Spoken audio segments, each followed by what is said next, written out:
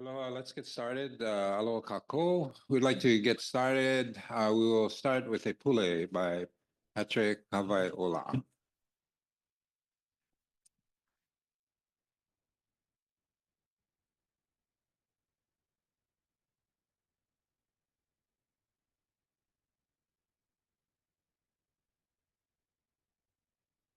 In your own ways, please. Ipulika ako, eko mako mako iloko o kalani. Our Heavenly Father, we ask that you be with us today as we continue to do the business of the Hawaiian Home Commission, as we work through what is necessary to enhance the conditions of the Native Hawaiians as defined.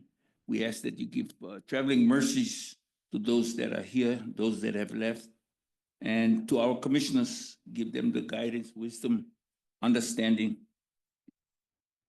to do what is pono.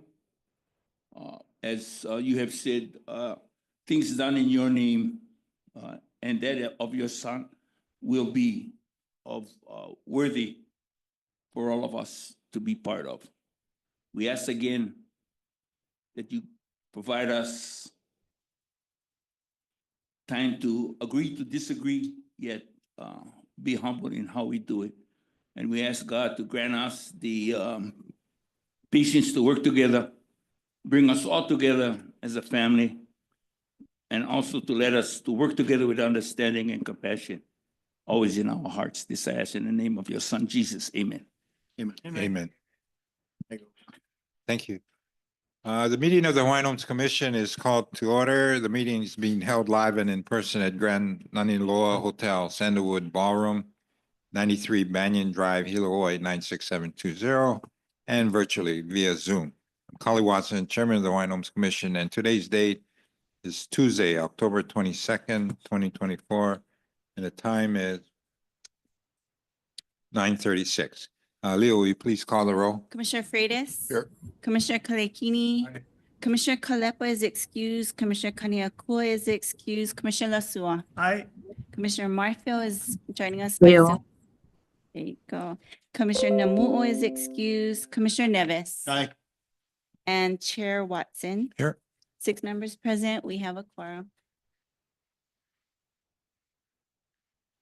Okay, item G5 is deferred for now. So we'll start with the public testimony in the J agenda. And at noon, we recess for lunch, and again at 1:30 for a contested case hearing. So, No public. yeah, it's just, yeah, why don't we just start with the J agenda? And let's see, how many people? We have about 21 people here. So, you know, if can. Okay, thank you for being here today to provide your valuable testimony. To ensure that we can accommodate all 22 testimonies within our allocated time, we'd kindly ask each of you to be as concise and efficient as possible. Please limit your remarks to 10 minutes to allow everyone the opportunity to be heard. Your cooperation is greatly appreciated and will help us ensure a productive and timely session. Thank you for your understanding and hopefully adherence to this request. And the first person, JoJo Tanimoto from Kauai High. Good morning. Can you hear me? We can hear you.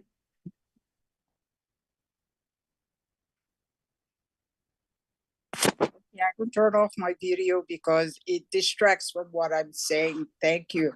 Thank you, everybody, for allowing me the opportunity to make my testimony. I'm kind of excited about being able to talk about Kauai High. And I wanted to start with Lilian's presentation on, I guess, one of them was hazard mitigation. And I bring to your attention the map that's in your packet, the fire breaks for Kauai High. The first one is on the wind factor on the map. I want to say that that's a misnomer. For Kauai High, if you look at the map of Hawaii, we are located in the neck of the island. And so the winds do not go up, it do not go down, it do not go Kohala, it don't go to Kona. When the winds get heavy, it's a cyclone. And so, you know, I want to make that identification. I don't know how else, because that's the kind of maps that they present to the community. And then they ask our comments, and then nothing happens. So with that in mind, that's the beginning of my introduction to Kauai High, because we have a few problems that have not been addressed. And I hope to walk away with better communication or assurance of better communication with the department, so we can work together and not on our own side of the street sort of things. Okay, and then the other thing I wanted to talk about was, what's the update on getting water subsidy for Kauai High in the Kailapa subdivision? It's been a few months. It's been a couple of years testimony from me, and you know, it's getting expensive. So for the people that are here, we pay 6 times more than what the other homesteaders pay to the water department, rather than to Hawaiian Homes. So we would like to find out what's going on with the water subsidy. And nobody called us back, so we don't know. The other important thing to us, and I'd like to walk away with an answer, is we have been asking for a site visit into the Palikoki Ranch ROE to figure out an evacuation road for Kailapa. Our subdivision is bordered on both sides with gulches.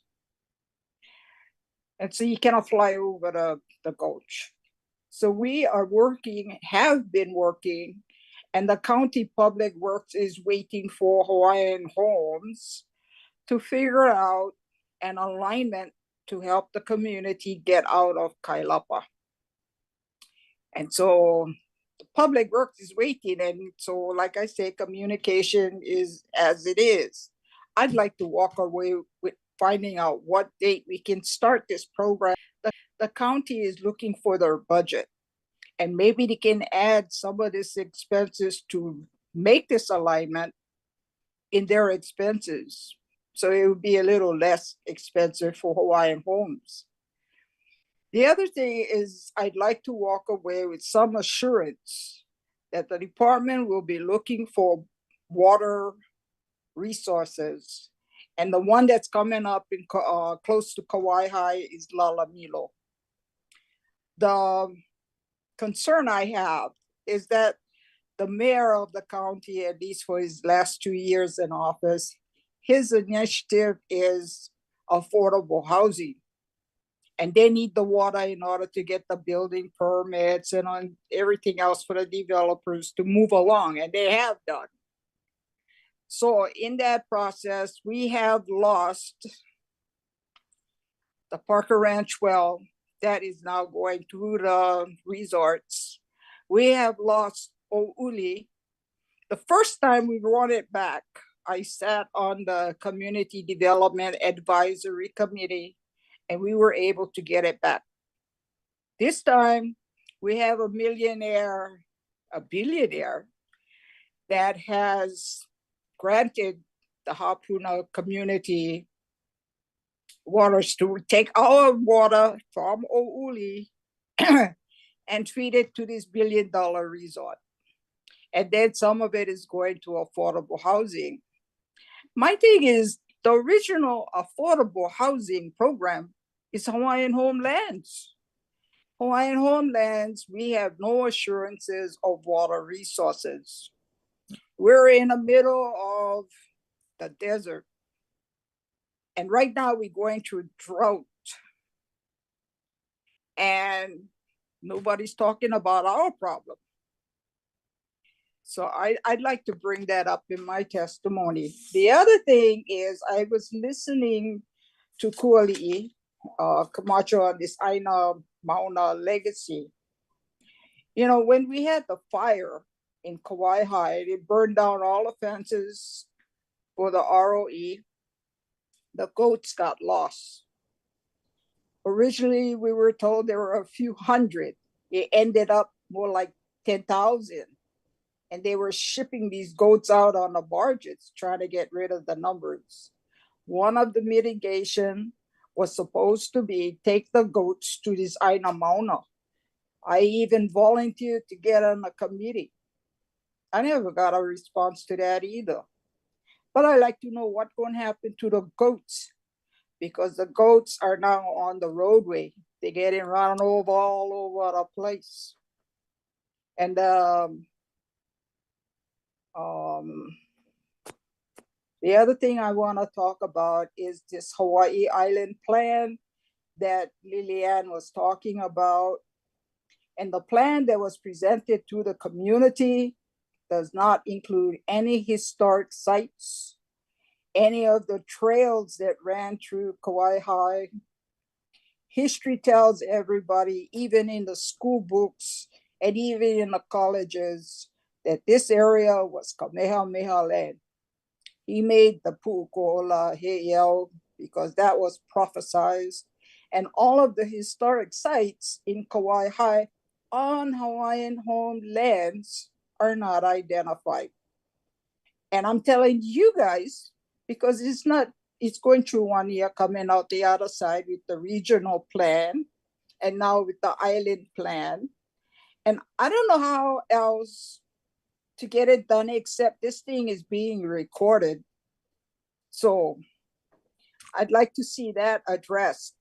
The other thing is, if Hawaiian Homes is the entity for the historic sites, identifying the historic sites on Hawaiian homelands, who does this community have to talk to get this thing identified, even with the preservation division and all of that? Who do we talk to? I do have a problem with asking for beneficiary consultation. I have had the problem for the last 3 years, maybe going on 4. And one of that was a directive from the commission approval on the Punana Leo School in Waimea. One of that was the department was supposed to go find more land for the school in Waimea so they can open up higher grades. There's more children. Department of Education reports that there's a lot of children that want to go to the elementary grades. There's no room. And so our children are relegated to going to Kohala, not Waimea. So we have a problem with that.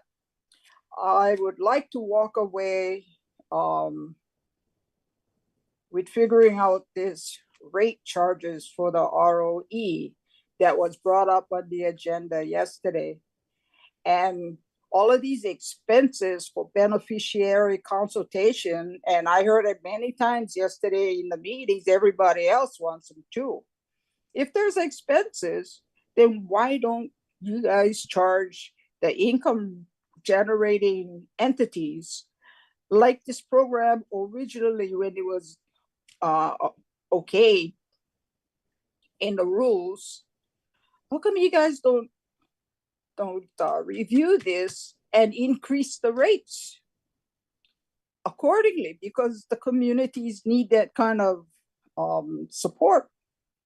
But Kauai High is the one that we keep asking, because the land management division is moving along, the land development division is moving along, but they say they don't give beneficiary consultation.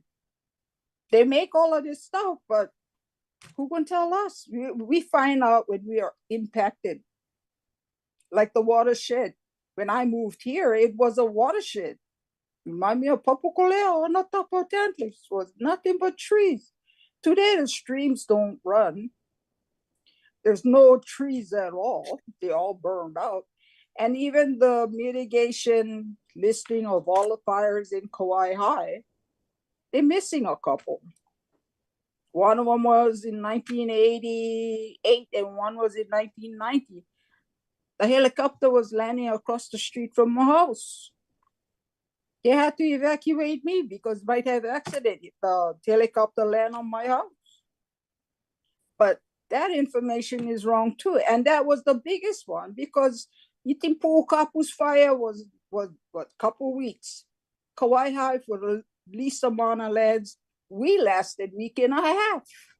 We couldn't go home for a week and a half because the helicopter was flying all over the place. And that was their base yard for the helicopter and all the trucks and all the police department and never had road. So that information that was given yesterday is wrong. You know, and if we're not correcting or identifying the issues in Kauai High, we're going to run into problems because those of us that join all of these advisory groups from the county, from the state, from the federal, we're finding out what the other communities are taking that was relegated to Kauai High. And all we can say is goodbye because Hawaiian Homes is not working. I take that back. There is one instance where the planning department and Jonathan Schur actually showed up to the county to ask about funding on the Okay, JoJo. workforce housing. Can I finish Thank you. this? I just finished this couple sentences. Okay, That was the right. workforce housing in Waikoloa. They were taking our water. So Jonathan Schur did come up with a plan, but now they want to shift that money over to something else for the affordable housing in Waikoloa. So that whole proposal that Jonathan gave was a perfect proposal. It was approved by the community, but we got to go find out what about that. Thank you, Chair. Thank you, JoJo. Hey, real quick, Chair. Okay, I know we're pressed for time, so I'll make this quick.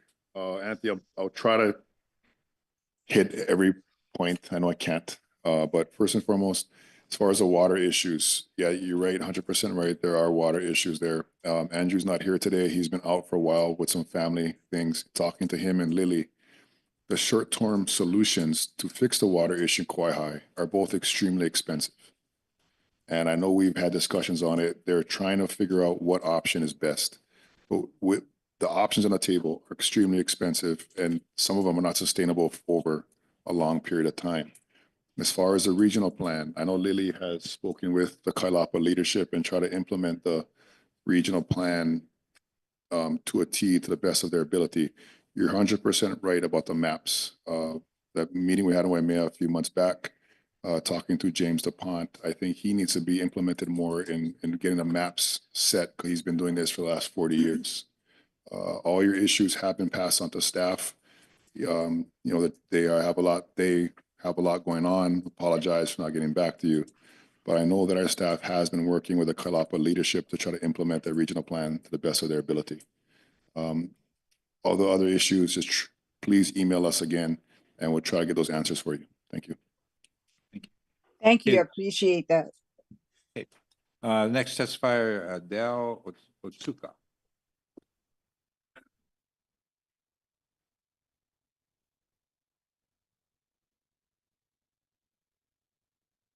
You have to speak on the mic so that guys online can hear you. Morning. Good morning. Good morning, Chair Watson and Commissioners. My name is Adell Uka. I'm here to discuss the transfer of the subsistence ag lot that I got last year. So I was awarded the lot on July 29th, 2023.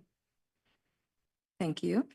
The lease was recorded on September 7th, 2023. A homestead lease transfer request to my granddaughter was filed on September 21st, 2023. On March 26th of this year, the statement concerning transfer of vacant or undeveloped lots was signed, and the Farm Ranch Development Plan was submitted. We are awaiting the final recording and certified copies of this lease. I respectfully request an update on the status of this transfer. According to the Subsistence Agricultural Lease Addendum, under use restrictions, number 5, use and occupancy, within 3 years of lease execution, leasee shall reside and cultivate food crops or small livestock or both on the lot for subsistence agriculture purposes, or actively cultivate food crops or raise small livestock or both on the lot for subsistence agriculture purposes. This is on page 6. Compliance to these above listed conditions must be met, or our lease will be subject to cancellation. This is a huge concern for us as it has already been over a year. We remain hopeful and excited still. Thank you for your time and consideration. I also want to mention too, along with all the awards that people have been given, maybe it would be a good thing to have the subsequent process in places so that you award the lot. From there, the next step would be more structured so that people can actually move on and do what they need to do within the time limit. And thank you so much. We have Juan that's coming up. Juan? When would you come up there? Or you want to talk to her? Oh, okay. Okay. Okay. Juan can help you. Thank you. Okay. Okay, the next testifier, Dean Canijo. We're gonna Kahou leases.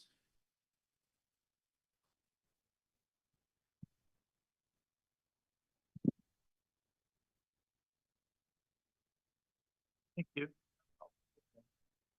Yeah, I have my assistant helping me today. It's my wife, TC. You lucky guy. TC, don't let her skin fool you because she's half Native American. So she's very aware about Hawaiian practices and Native cultures, but there have Indian cultures that they deal with as well as the Hawaiian culture, yeah. So, well, thank you, commissioners and chairman, that giving us an opportunity to address you folks today. But through this addressing today, I want to bring up a lot of concerns that haven't been met through the department, yeah. And I just want to let know the commissioners and chairman that we of Kahou in the south side, we do exist as Hawaiians. We are beneficiaries to our lands down there. We're the stewards that we're trying to look over our lands, yeah. And with that being said, that our water system that I just heard from Kwai High, that, you know, it's a very expensive things that you guys going through, but we're tanks that is put in place for we as the Hawaiians and beneficiary. It's instilled. We waited 30 years for this tank to be in place. But there's no laterals to our lots. It's 25 lots that this tank's supposed to service. I have brought up the question when this can be instilled for the 25 lots. And there's no knowledge to that because it's a cost of expense. And I can understand the expenditures, but what I cannot understand that there was $155 million appropriated for a high rise in Mililani, I assume? Moili. Yeah, and then maybe some of those funds could bring us some extra water to our 25 acre lots down there. But, you know, monies are being dispersed someplace else. But we're part of this too, though. I just want to let you guys know that we do exist in the south side. Also, it's occurring down in the south side. And this is the management plan that was brought to you guys from October of 16. Are you guys aware of this management plan?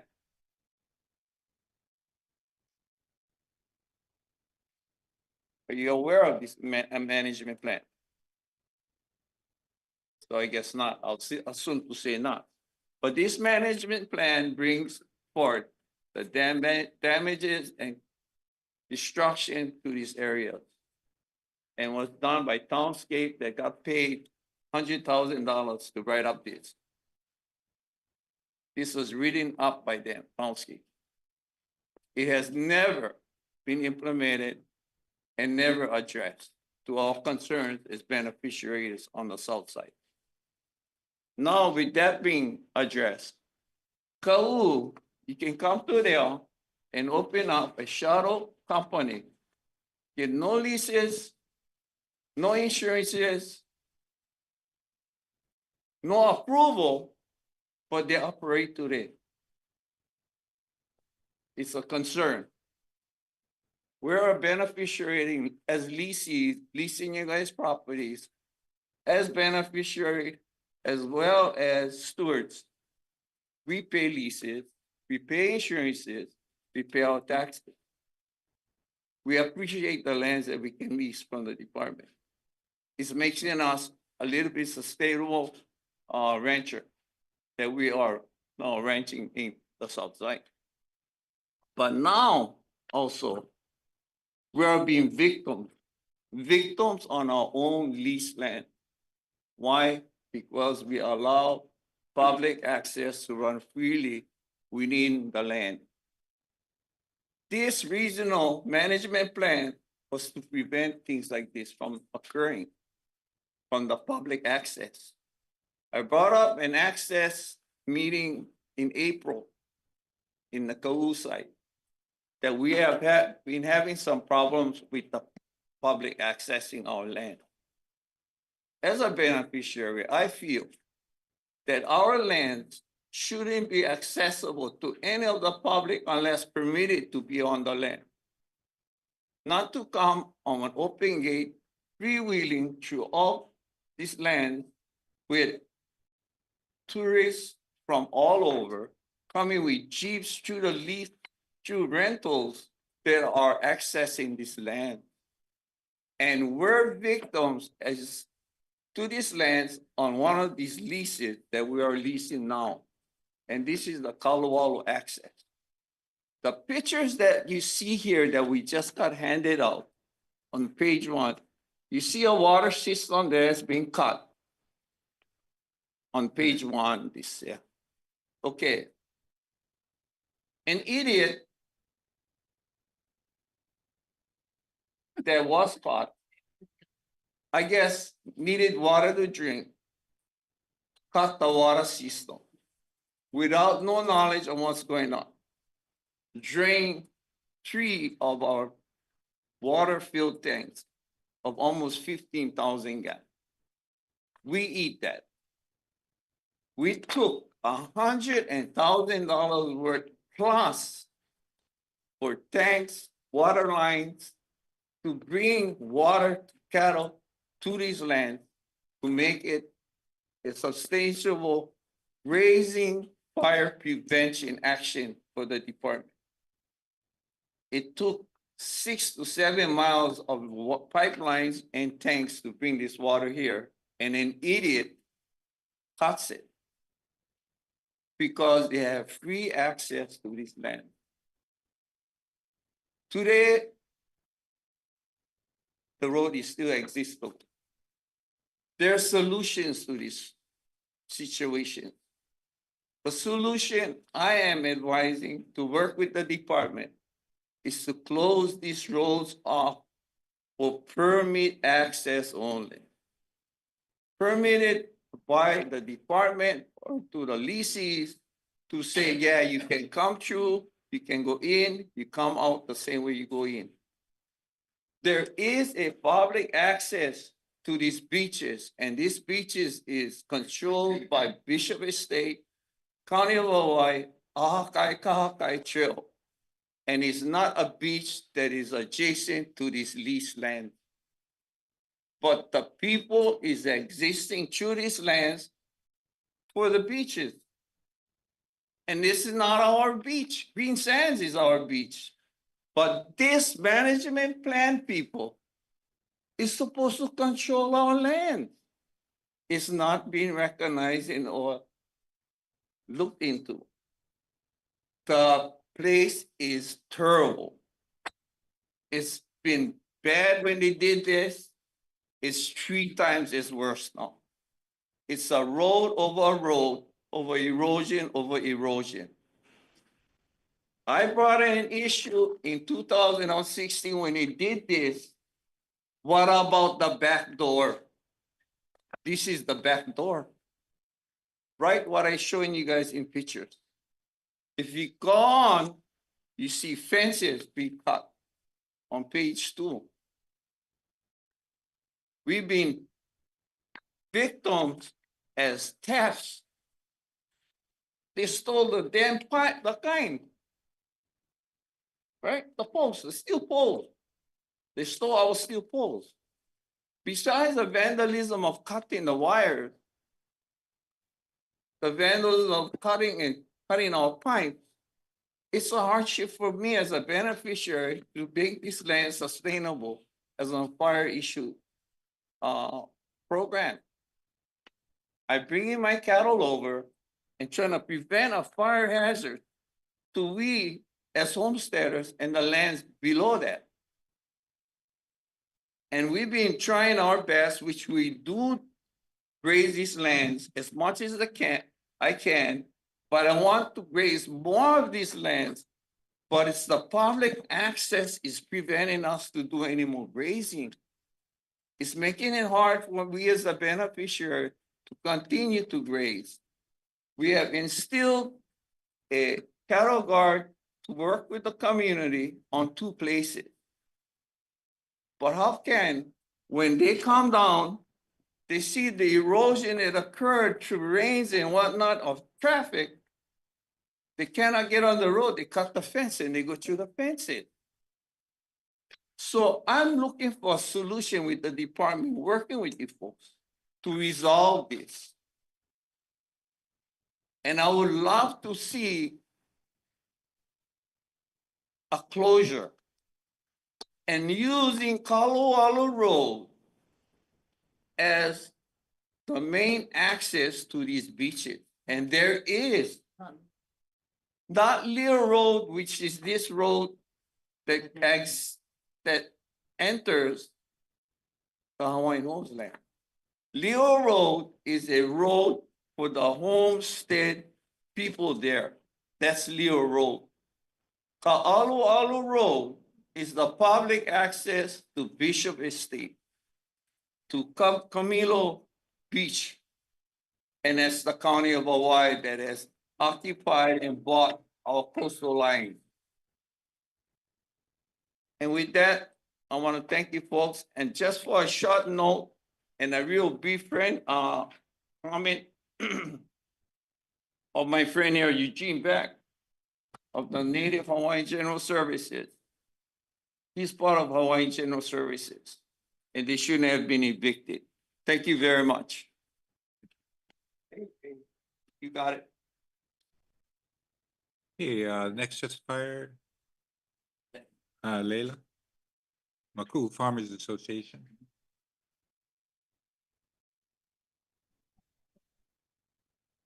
Oh.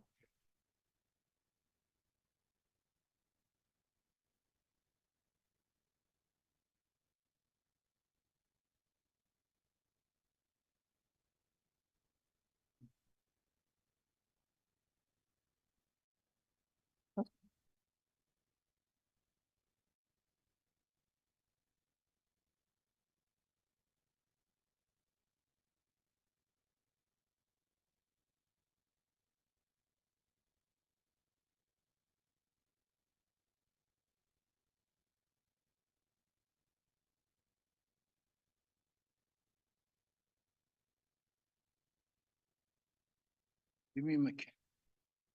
I need my camera. This is where. The picture.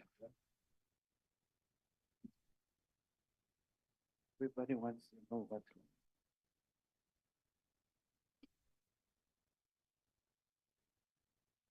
Like, go for it.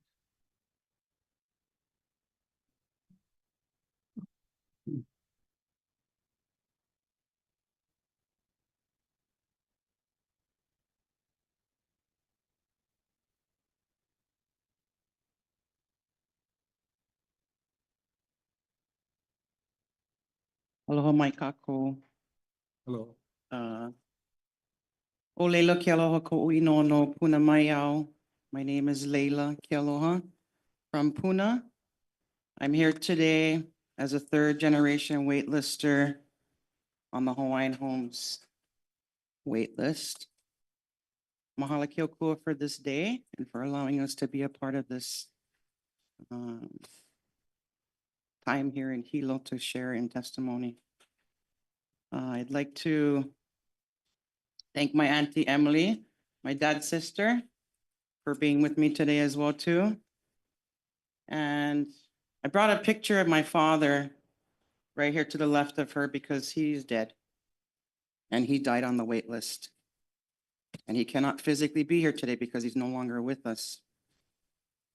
And I share this with a heavy heart because my father was on the list from 1986. And he died in 2022. I wrote letters to the governor for years and to the commission for years. And it's fallen upon deaf ears because my dad never got his land. And neither did my dad's two brothers, and neither did my grandfather, and neither did Auntie Paula Kekahuna, who was our Makua Wine Homes Association president. And, you know, in 2017, we had a meeting at Makua Market with William Isla and a few others. And Auntie Emily had started this project to give out the last 50-something lots in Makua. And they signed their paperwork with Auntie, with Isla guys there, knowing what she was doing. My father was one of them. For a year and a half, this was going on. My father, I went with him. We went pick out his lot. We went go cut the grass. We started working to find the survey and the lines on the boundaries. And he started to occupy. 2018 came around with the eruption. I went to the Kilkaha office and I told Nina, my dad needs his land. He has nowhere else to go. We were all out there in the wild trying to find a place to be. Lucky thing, my cousin guys at the hub over there, they gave him one of those dome houses. We set down pallets, put up his dome house, and he started clearing his land and living there on the 2-acre side. He lived there to his dying day. Actually, not the last few weeks because he couldn't live there. No water, no electricity. He's fine. He grew up like that. Our ohana do not need to be told. They got to be pre-approved for something, forget their land. All we need is the land. My auntie, Marilyn, my oldest sister, my auntie Emily, and my father is still on the list. So is our other 3 sisters, two sisters, and my uncle. 1 uncle left out of 8 children. My auntie has cancer and has months to live.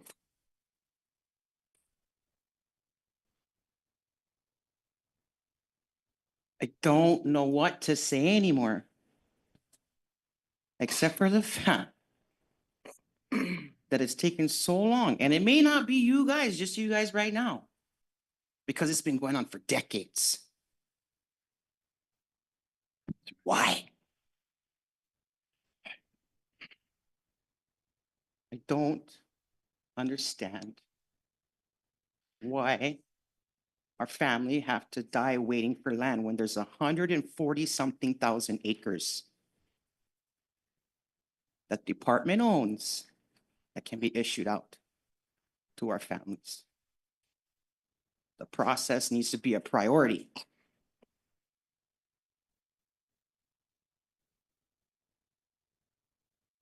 I want that lot to be my dad's lot.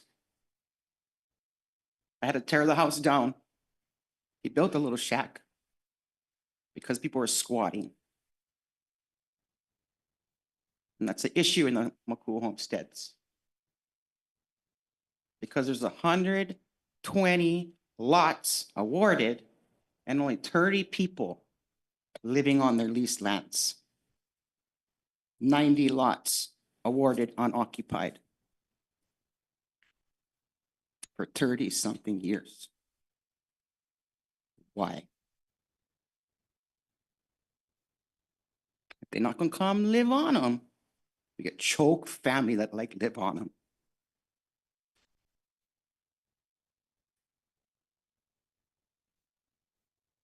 I served as the secretary and treasurer for Makua Farmers Hawaiian Homestead Association for the last 3.5 years to support our homesteaders and our beneficiaries in Makua. I want to thank Kip and Dave for these past couple years for working with us to address the issues in our homesteads. It still seems to fall upon deaf ears. I had to go over there, deal with the issues, because I couldn't call the cops. Because legally, per the Department of Hawaiian Homes, it's not my dad's lot. They're stealing signs, they're dumping rubbish, they're squatting in empty lots. What are you folks doing to help us?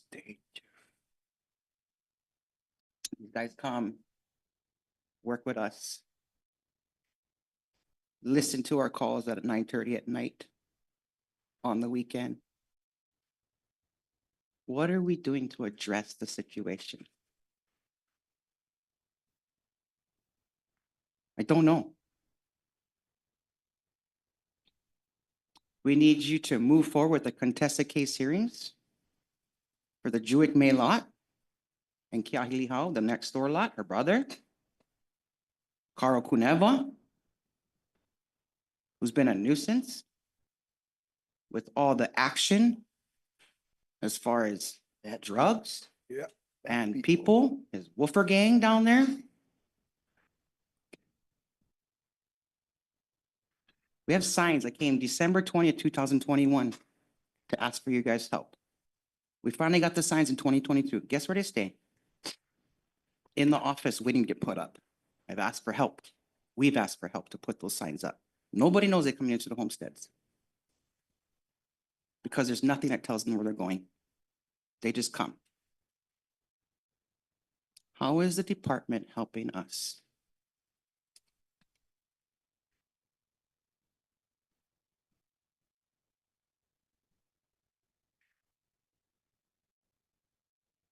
I don't know.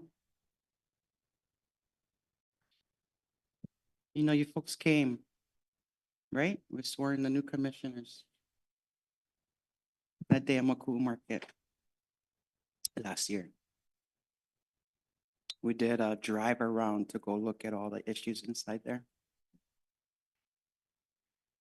What are we gonna do about these awarded and unoccupied lots? What are we gonna do about the issues in our homesteads? We're the only ones in Puna.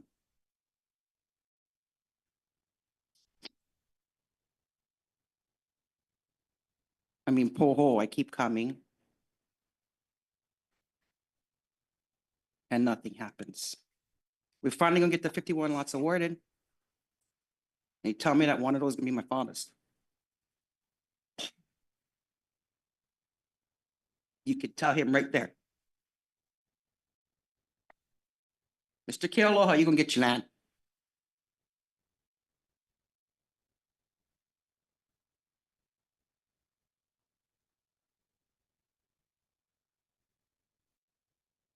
And by the way, why the hell are we buying land?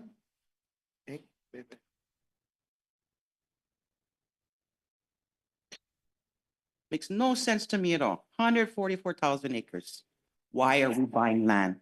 Makes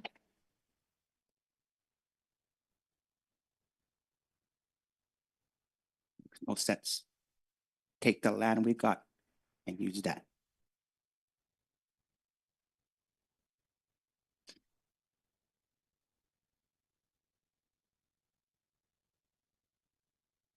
I don't know how many more times I can do this. Thank you, Brian, for meeting with our association, taking the time to meet us and sit down with us and listen to us. You know, I'm hopeful with this guy. Thank you for doing what you're doing, brother. You know, please listen to the requests from him that comes from our associations. Thank you. He's finally gonna get one other person in office. We've been asking for years. Gotta take care of that. Most associations, the most I know, he should have a full team helping him. That's why Nina had her rubs.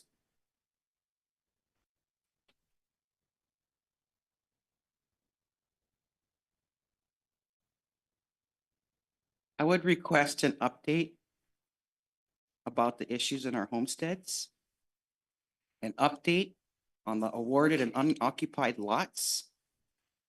Because if they're not gonna occupy, make the plan. If they cannot follow the plan, then we get 90 other families that will take those lots.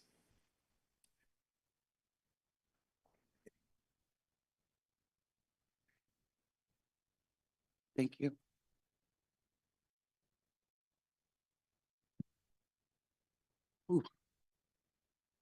Thank you, Leila. Aloha. You know, I never go yet. I get tears because I've been at Maku'u for 35 years. I was 29 years old when I got her. And I had 3 little girls, 8, 6, and 4. And I made a little shack and I live over there. And I've been working the bugger even till today. I'm 68 years old now. And so this is the picture I brought. God told me to bring my picture because picture will tell 1,000 words. This one is my picture I brought. And that's my husband and me and my 4 children with my daddy. My daddy's name was Adell Uka Kealoha. And he was one of the people that died on the list also with his 4 sons, yeah. And Gabriel Jr., John, and Philip. And so I have 4 more siblings left. I have Pearl, Marilyn, Dottie, and Daniel. And I the only one. God, 35 years ago, I called him up, 85. Hello, you guys, it's real. I got my land. I got my land, hurry up, get on down there. And they did. 35 years later, they dropped dead 1, dropped dead 2, dropped dead 3. Now, dropped dead 4. And my sister Marilyn had cancer. And I don't think we want to tolerate. I feel I'm planning a protest. I have to tell you guys that straight up. I'm coming out. I'm bringing the drums from down Canada Beach and from Seaview to come to Hilo because I'm going to drum the ears off. I need to drum somebody's ear off. Yeah. And I don't like tolerate anymore. So like I said, we have a sister that get cancer. I heard her say Saturday, I waited 38 years, my sister said, and she might just kick the bucket anytime. Yeah. So we're serious. We've been coming, trying to speak and talk, like Leila said in 2017, and to try to give the lands away. I was just gonna go in, let's just take over, right? That's what Raimana was. What the hell we waiting for wait for nothing, for Maki. Yeah, for your howlers out there, you guys hear me? Maki means dead. Yeah, so I need to tell the truth. Yeah, so I'm watching all the scenarios, right? And so I just want to say, out of all my children, what I did as a mother, I'm gonna take them down Kilkaha. As soon as they made 18, I was smart. I was a wise mother. So this girl named Heidi Botello, she was on the list 29 years, but she got one. Her auntie sister when Gabriel won, so she got hers. But this girl, Keala, was on the list for 27 years. Malama was on the list for 25 years, and Kopa, the little baby boy, was on the list for 15 years. So this mother wasn't low. She was very akamai. She took them down as soon as they made 18. So that's why they're on the list so long. And my siblings been on the list, like dropping dead, 35, 38 years, like my sister said. So you guys got a whole loheka pepe out, just like I hear brother talking. And we get eha our heart. Because, right, it's all Hawaiian. Why are we getting ripped off? Why are we getting ripped off from our own people? Hello, we're looking at you guys. Hello, look at me. And you know, there's another thing that I'm really pissed about. The geothermal. You got to invest with a geothermal to be on our Hawaiian land. Why our people gonna drop dead for years, 30, 40 years, and then the geothermal blow right in as a wind. And you guys gonna go do geothermal? That's called ridiculous. I need to tell you, I'm in Puna scrapping that fucking thing in my Puna. I need to tell you guys that. Yeah. So when I hear you guys could let them go on Hawaiian homestead land, man, am I pissed. Sorry, but I gotta tell the truth. I don't like bullshit because I'm a prayer warrior. I'm a prayer warrior. I get up 2 o'clock, 3 o'clock, 4 o'clock. I say praying to Jesus because I know right and wrong. There's right and wrong. And that's why I go to church. So you guys, maybe somebody might have to go to church too. But, you know, that's another issue that I'm really upset about. Yeah, Mike, sorry, but I am. And I don't know how the hell you got on this commission when you say going on you're part of that gang. It's like double sword, 2 swords, you gotta watch out. Yeah. And so one of the issues that last night I called the cops and I said, down the road, the doggy is blocking for an hour and a half. I don't know what the hell they're doing. They're selling drugs or something. So where do you live? I said, Maku, Hawaiian home. Turn left on Kaluahine place. Yeah. So there's danger. One meth lady came on my land, there's danger. One man came and stole a van out of my land, there's danger. And that's why I'm calling my daughter Malama Valentino home from Texas because danger, the mama. The mama get danger. She's 68, she don't can run. Her legs kind of moo-moo. Yeah? So we got to pay attention. Please, commissioners, no only sit over there, look good, no do nothing. Please, you guys got to do something, right? And Kali, you saw me long time, years and years. And I've been the first people with Paula Kekahuna running the show at Maku, Hawaiian Homes. I know. I've been there for 35 years. And so I'm sorry, but we need answers. We need answers because that's what I like do, get one. I hate to say it like this, but you know, some people go crazy when they get the shotgun, right? They go crazy because crazy things happen to them. So they're insanity already. And we don't like go there. We don't like go there. I love my Jesus. I love my Jesus, Kali. I do. And what my niece was telling about my brother John and being on that land, who gonna get war? I can see war coming on. And like I said, I am pulling a protest at the county and state building because I'm sick and tired of being sick and tired. Yeah. And I'm going to bring the howlies. I said, come on, you guys. And this is what I told them at the circle, the drum circle. We're being genocide and I need your help. You live on my island and you need to come and help me. And that's what I put out. I promise to God, I'm not lying. That's one thing about me. I don't like bullshit. I tell the truth. So that's what's happening. It's cooking. Yeah, so thank you for hearing me out. I am so frustrated because it's 35 years later. Still the same old. And Auntie Paula died without getting a lot, right? And she was our queen at our homestead. Yeah, she mucked without getting her lot. Her husband got a lot. They said, no can. But 2 guys Hawaiian, 1 no can because the other one got him. It's not fair. She's just as Hawaiian as her husband. And so we got to speak up for each other. We got to, because, and you know what? A lot of howlers are following me. They follow me on this thing right here, and they know what the hell going on. They're standing. What the hell going on with our Auntie Emily? She's a powerful lady. She loves everybody. How come make any kind? Thank you very much for hearing us out. Yeah, this is a very heavy thing. Thank you very much. Thank you, baby. Chair, can I make a comment? Sure. Thank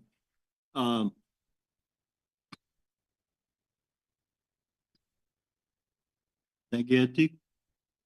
Sister. It is beside me that we have people that are sitting on lands and not occupied. I'd like to know what is happening with those lots. If somebody's sitting on a lot for 30 years, we have procedures that we need to follow. We have families out there waiting for these lots. If you're not going to take the lot, give it to the next person in line.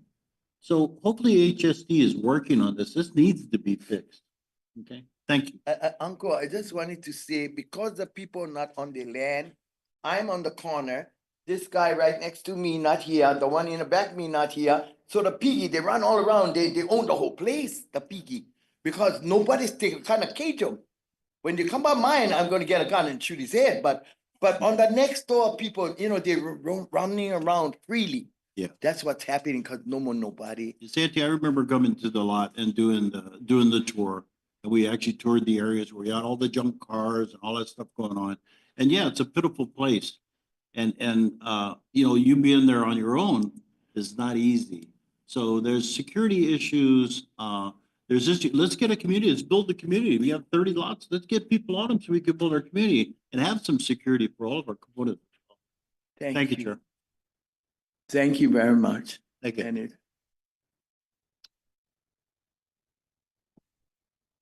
So Loa was supposed to be here. She's actually on her way. And should we just wait to move her down to share? Yeah. That's part, can I just finish it one last thing at the end of Auntie's 15 seconds? What do you call it? No. Back in 2021, when I came to give testimony, we had asked specifically about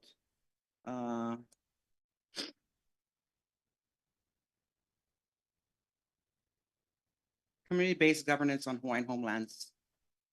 When we spoke to Brian, they went to you, Mr. Watson, Carly Watson, about how come you guys don't recognize the homestead associations? It's right on your website. So we need to talk about this further, about why the Department of Hawaiian Homes is not recognizing the associations when you guys make us have associations. What's the scoop with that? Oh, and pertaining to what she's saying, I act like I'm the cop. I do.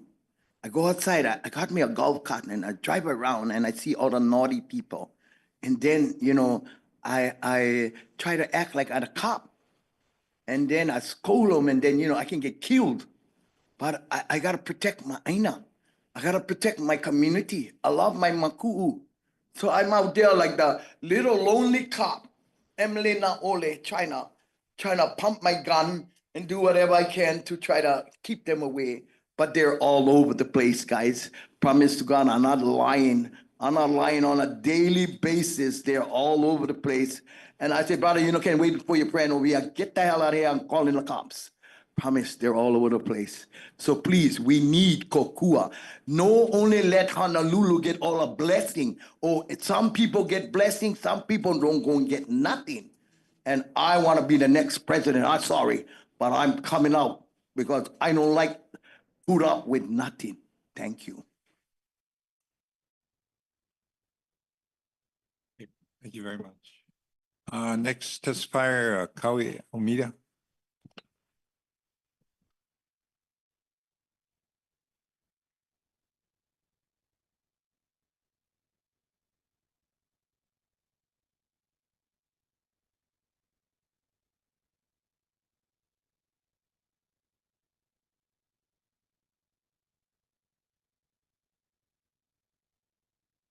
Aloha kakahiaka. Hello. Hello.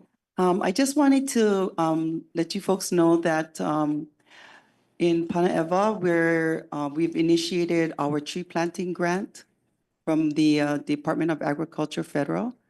And we're working with the other 3 associations on the same grant, planting trees. We're getting ready for an event to pass out at least 100 kukui trees, being that that's the state tree. We want to start there. The other thing is that after last night's meeting, I was very pleased to hear that, that we're moving on projects. At least we're moving on the projects throughout the state of Hawaii on the commission level, getting it going. But, there is concern. There is concern regarding what you just brought up, Mr. Neves, and that is there are a lot of lots that have been given out, but has not been used. It's occurring also in our residential Panaepa. We have a lot of lots that is just growing grass. People come and they mow it down, you know, and then they leave it like that. And so it's a problem, even in Panaepa residential. Before I go on, can I just introduce Brian? Brian Jeremiah. Can you come here? I'm introducing Brian. He is our new supervisor of the East Hawaii office, Hawaiian Homes. This is Brian Jeremiah, and he has, we are in conversation with him regarding us as East Hawaii. And so he's in charge of East Hawaii, and lo and behold, we have conversation like, let's all get together as East Hawaii associations, look at the similar pilikias we have, look at the negative pilikias we have, and let's start working on it together. And I believe that that is the right way to go, because they're the first contact through the department. And he is able to also direct us to the different offices that we need to. So mahalo for that. So in case nobody met him before, I wanted to introduce him. Mahalo. I'm here to bring up concerns of two, but it's not really about Panaepa. Panaepa is doing well. I wanted to bring up a concern about the wastewater management system that the county is expanding. And the thing is that I believed in myself that we were going to not allow the last discharge to continue going out through Puhibe. So actually, when I looked at the plans, because we have to give beneficiary consultation, it didn't close. So it's still futuristically going to be used for the last discharge. We've had many breaches of the system. Now, there's the break wall and there's Puhibe. The big ocean is here, and then inside is Hilo Bay. So when that water is coming that way and there's a breach, it's running all along the coast. I came about a year ago to discuss the Save Puhibe Kyoka Shoreline Initiative, because what my concern was is we don't see the lavaia anymore on our shorelines. And I truly believe that if we don't use them, we're going to lose them. We have beautiful shorelines, but I can see why they're not using it. And it goes all the way down Richardson's. And I'm sure Uncle Pat can, expound on it, because that is his area. The reason why I'm bringing it up is because Panaepa and Keaukaha, it has a special relationship. My grandma raised us in Keaukaha, and then when they extended the airfield, we were transferred up to Panaepa. So we still have the pilina together, so I wanted to speak on that behalf. Like I said, I think Uncle Pat can expound on that more. But I just wanted to know that why are DHHL still allowing this to occur? That particular parcel is being used by the University of Hawaii, except what they call the Pua Station.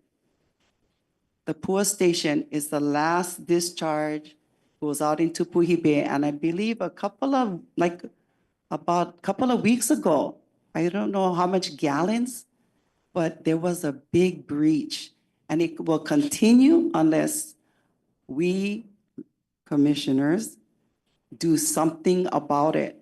Is there no other way to, move it to, somewhere else, or think of some other way that the discharge will discontinue being discharged into Puhibe? And when that thing actually occurred, they were given camping permits prior to that, and so they were ready for summer camping.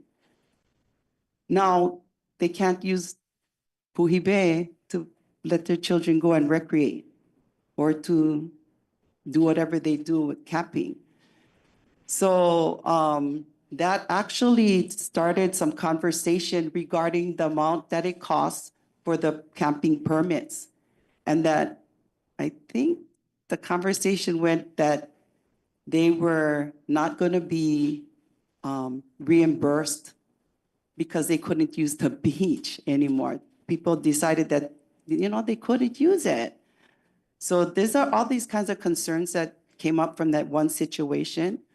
And I just wanted to bring it up to your attention, but Kia kaha, Uncle Pat will be coming up and he can expound on it. Mahalo. Okay, Pat, Hawaii Ola.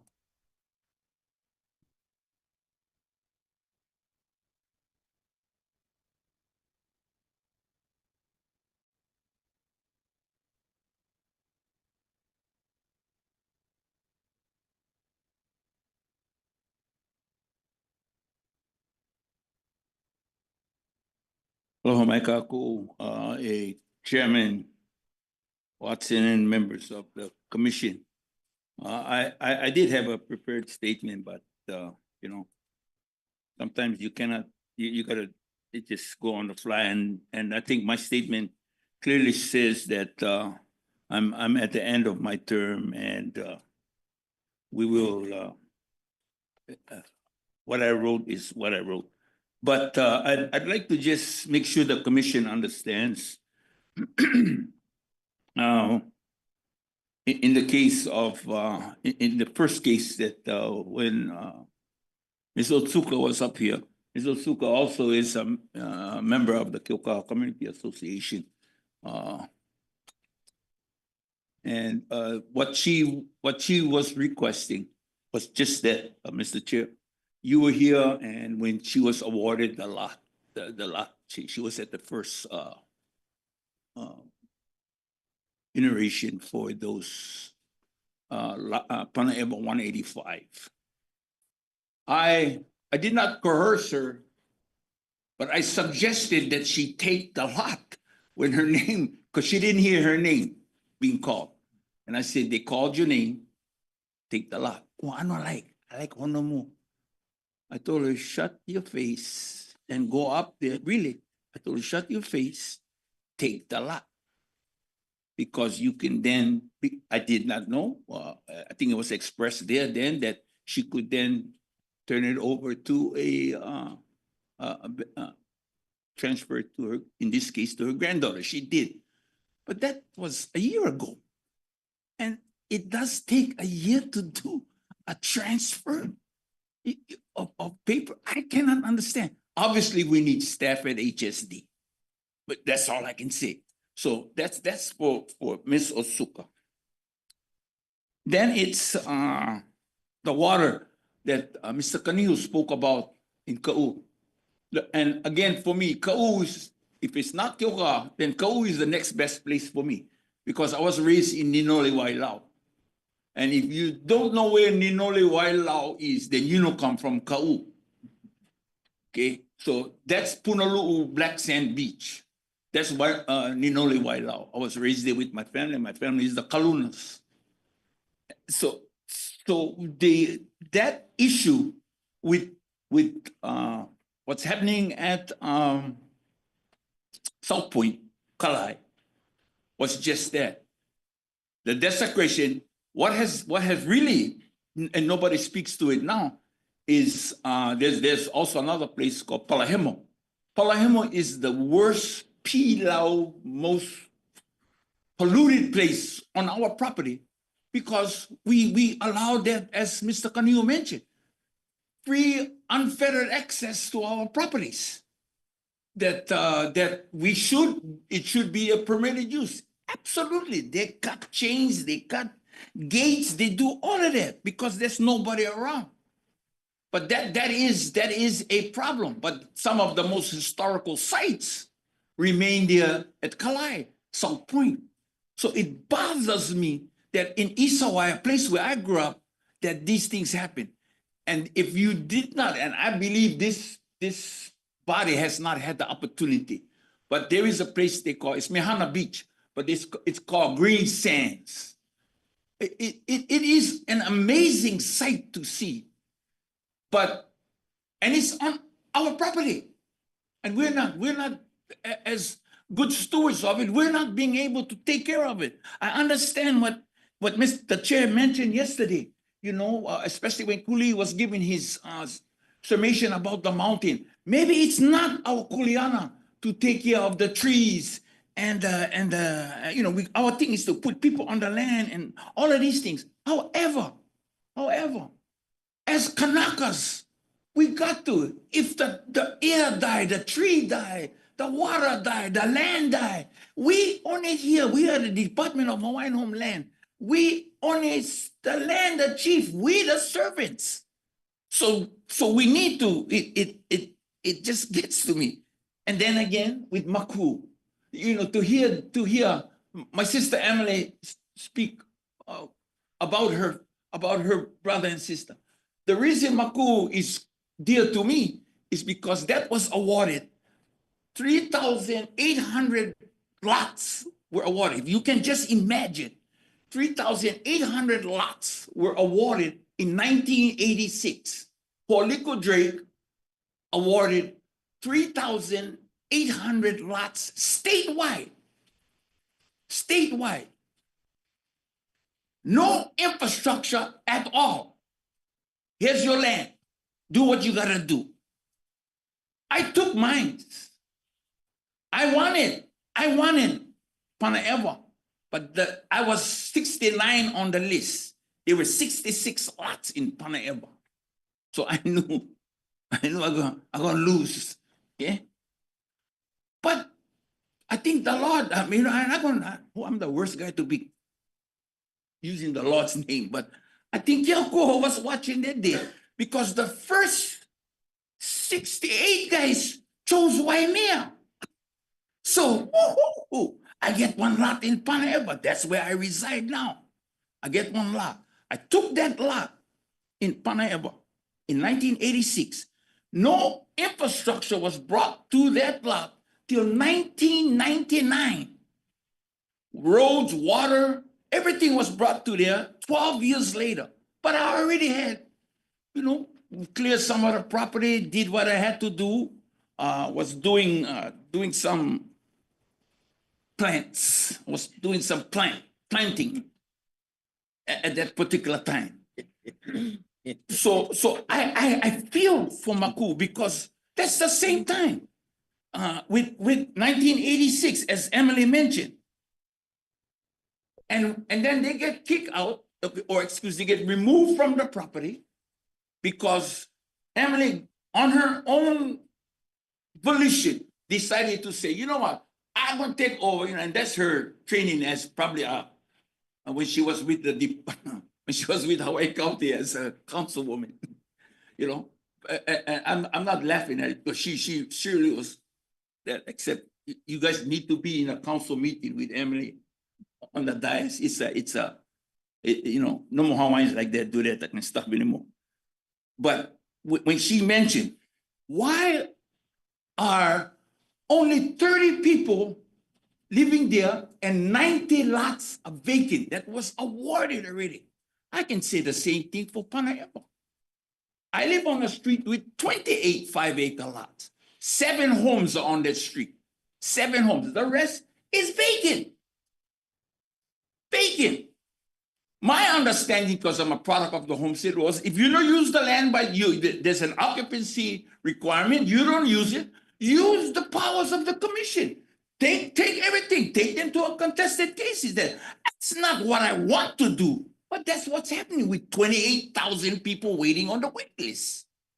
So the commission has to do something to help those people, because I saw what was happening yesterday in one of your development phases on the street I live. We only get 7 houses.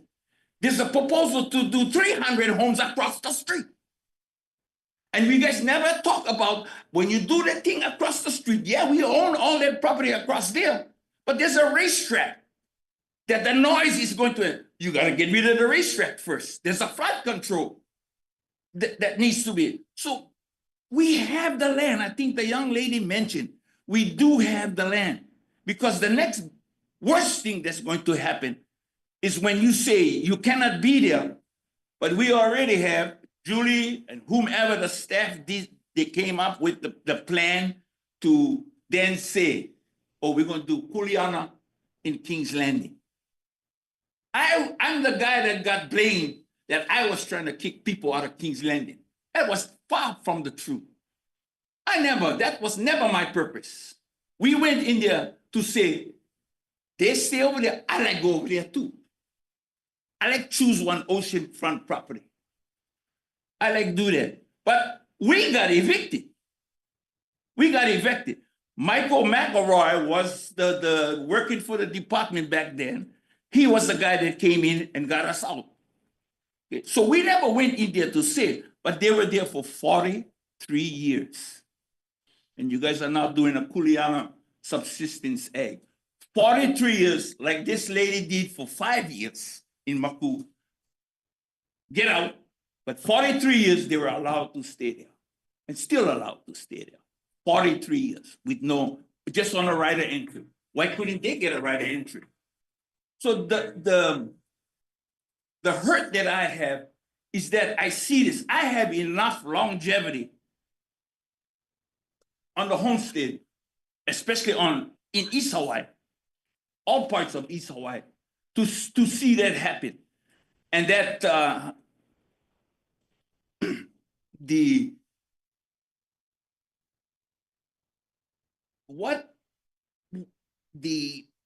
inequities is really what has to happen, that's got to be corrected. Mr. Chair, I implore you, I do realize the young lady mentioned earlier, we get the most land here. Let us utilize the land, and I'm quite sure we can get rid of all, because it's going to be the same thing. If you want it here, you got 3 years. 3 years to use it, you don't want it next. We've allowed our own people to sell lands. They were making unholy profits, so the Hawaiian Home said, when they were selling vacant lands.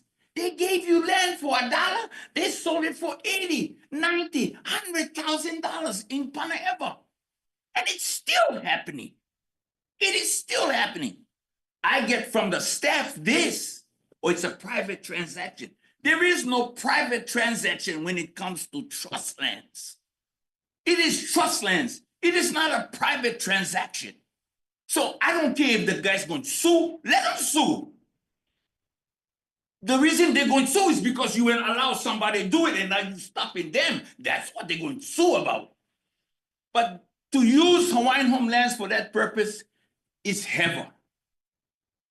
103 years, so please, because I know the impassionate plea that you're going to hear all day long. And it's shameful for me that you guys are here on the east side of Hawaii, the place where the most land exists. And we're having problems like this. When you gotta go buy land someplace, you gotta do this. Do the job that you were tasked to do, using the act and the powers in the act that says, you don't use them, you lose them. It's there.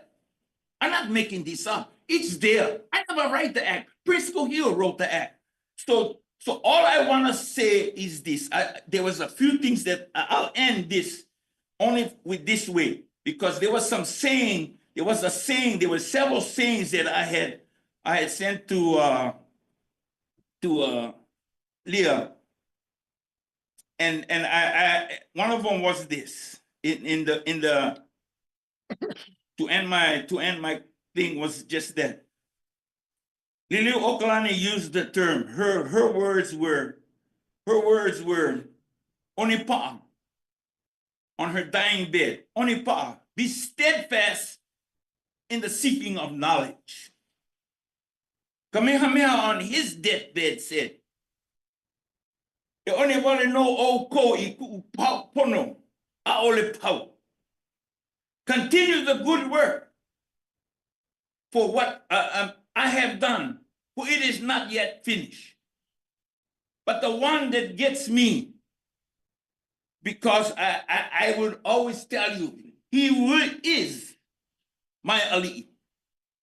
With due respect to my dad, who's from the island of Kauai, and Kaumoali was his. For me, I am a product of the homestead. So Prince Jono Kohio was my Ali. On his deathbed, this is what he said: stick together and try to agree to the best of your ability to meet the most important problem, the rehabilitation of our race. Thank you. Thank you, Brother Pat. Thank you, Pat. Terry Napiahi.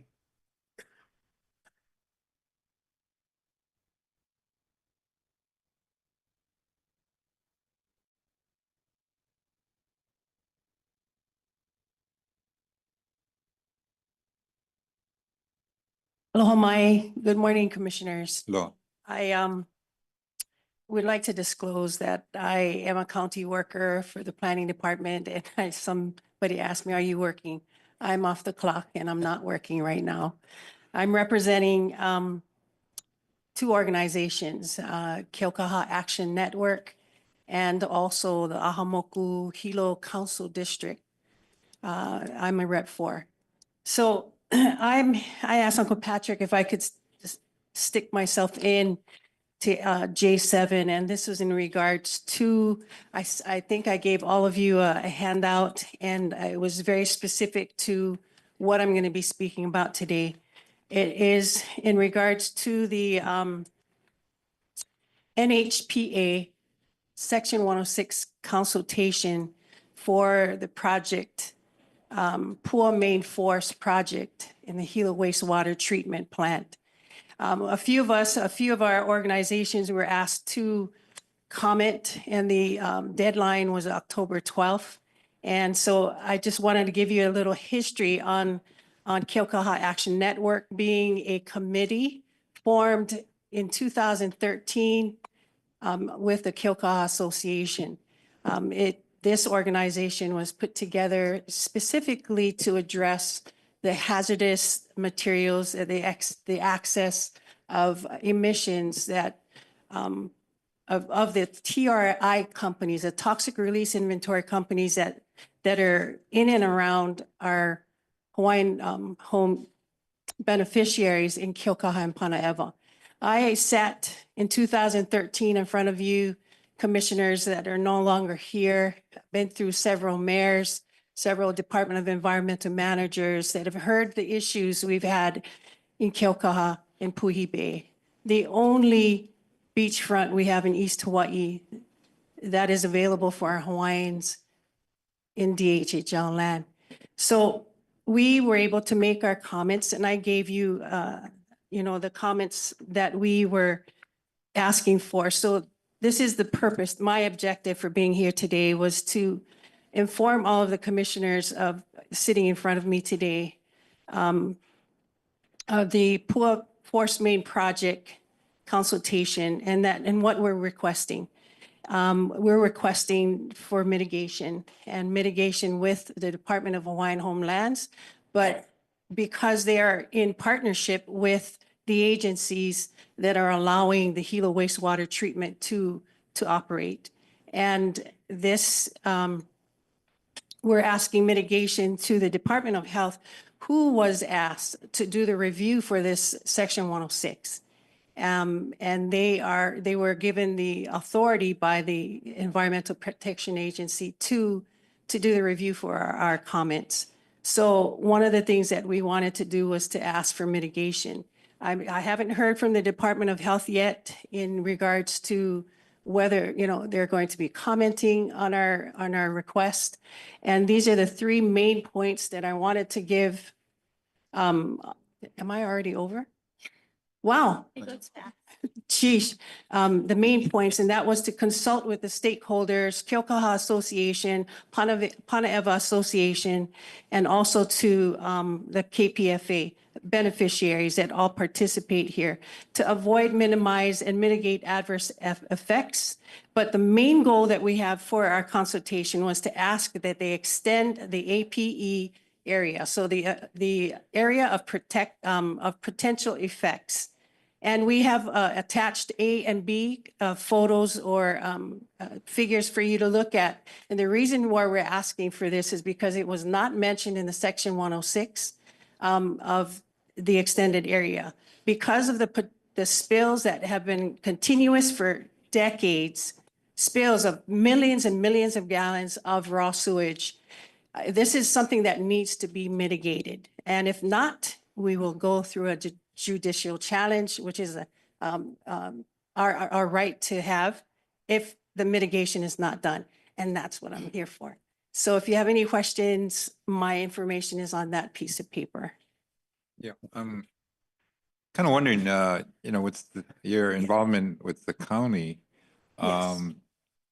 what, I know we're trying to work with you guys on maybe going after some funding, because we have a vested interest in getting the plant operational in an effective way, but also, the contamination of Puhi Bay that adversely affects a lot of our beneficiaries. It's very, very Yes.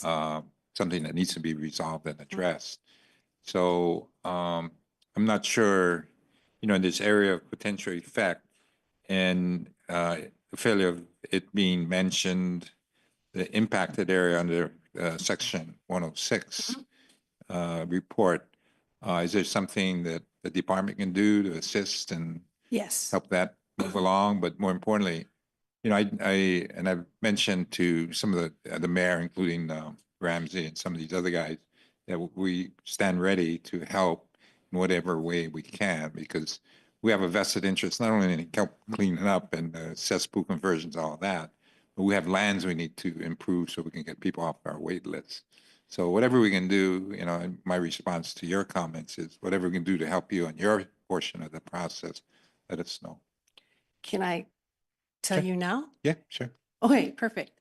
Okay, so why we're asking for an extension to this APE, the area of potential effects, is because our organization for 10 years, a decade, has concentrated on receiving data that would prove the burden of disproportionate burden to our particular group of people. And it is the environmental injustice management system that we chose to do. So what we did was we collected so much data that is actually from regulatory agencies, EPA and the Department of Health, who are the regulatory agencies that are required to get annual reports from each TRI company. I didn't know, I forgot to give you this map that we came up with, but it shows 7 toxic major facilities in 2014 that were cited because they were excessively exposing their emissions and no one really actually checking. So in 2014, EPA did an administrative order to one company, and that was, facility, and that was a Hilo wastewater treatment, who were required to do fixing in a lot of issues. I have record that goes back all the way to its inception of the amount of spills that have gone through Puhi Bay. And I'll give you an example. 1 year, 10 spills. 9 million gallons at one time, 600 million gallons at another time. I can give you the numbers of how that sewage plant has impacted our community. I come from a family that has been eating from that shoreline my whole entire life. My dad was an avid fisherman, and he fed the entire community of Kealoha and Panaeva because we were related. We were relied on that because our means were very little. I fished that entire shoreline.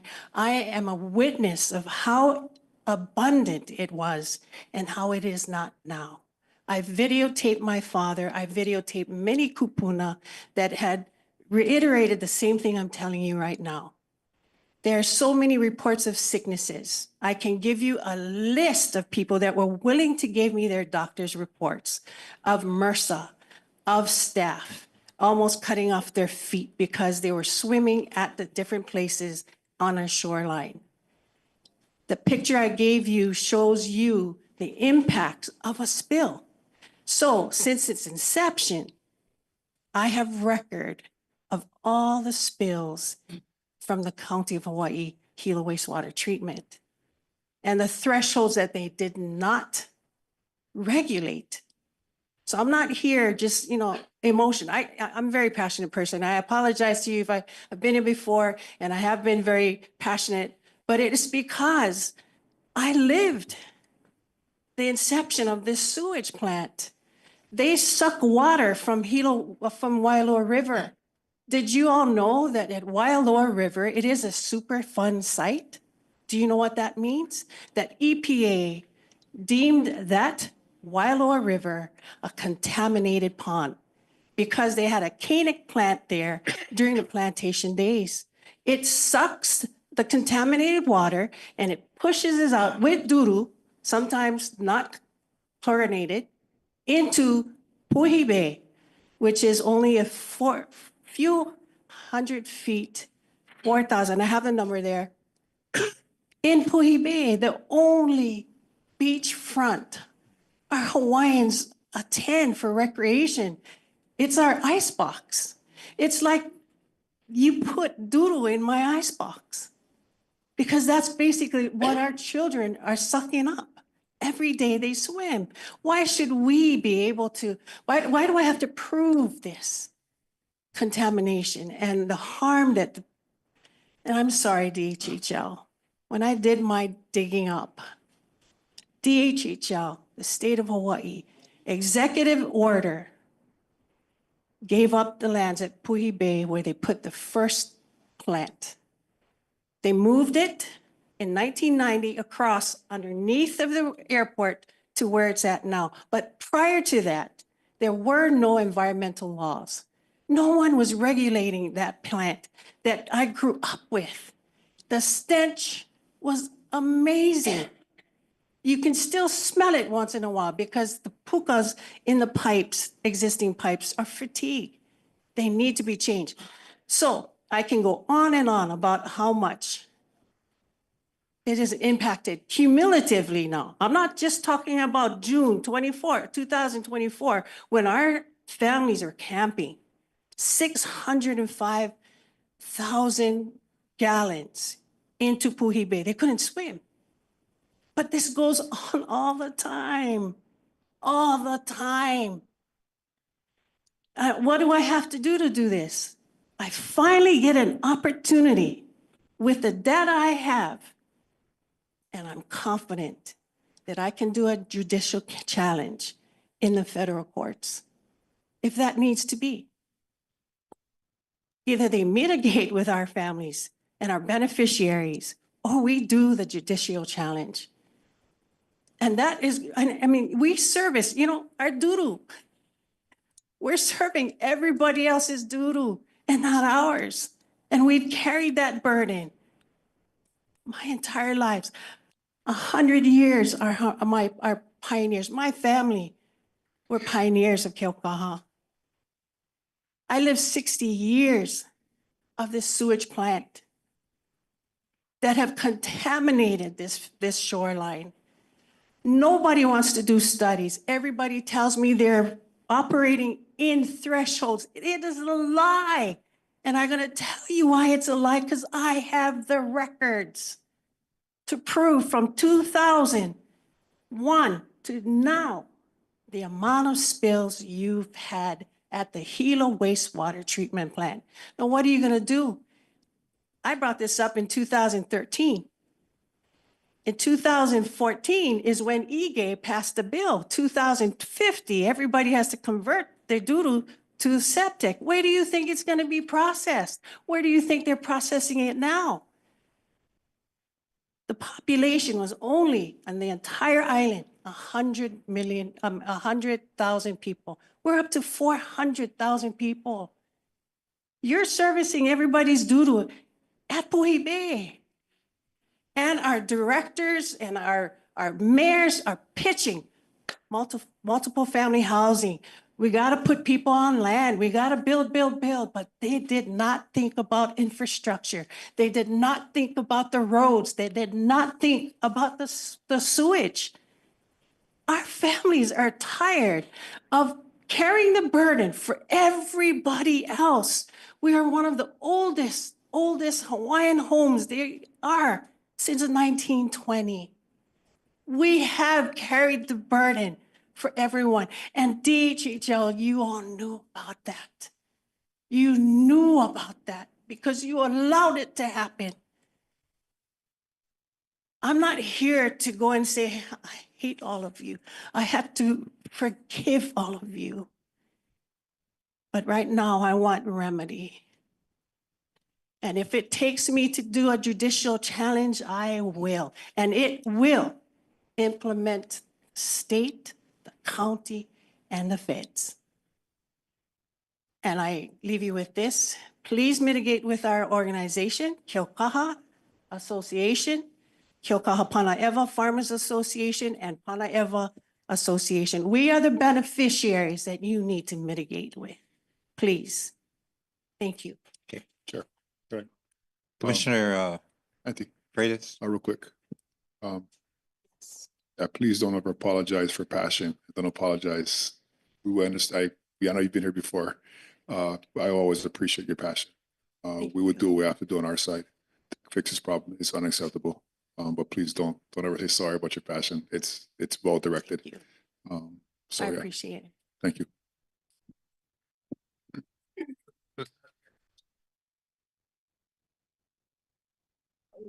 Yeah, let me just add that, you know, I recognize that the department has made errors in the past.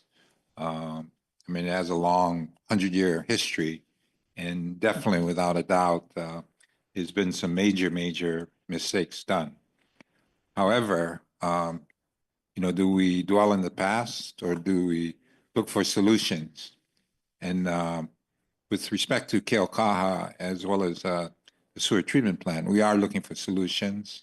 You know, I walked and I visited that sewer plant, and I got to say, man, it was not a good experience. I mean, you know, I walked up onto the stairs up to the treatment plants, and you know, part of the roof is collapsed in, and you know, the smell was pretty intense. And there's one worker walking around, and I swear, man, I don't know how that guy does it, but I guess you get used to it, but I'm not used to that. And so we are trying to actively work with the, not only the county, but we've had discussions with Earth Justice. And when you talk about litigation, sometimes that is the route to force things to happen.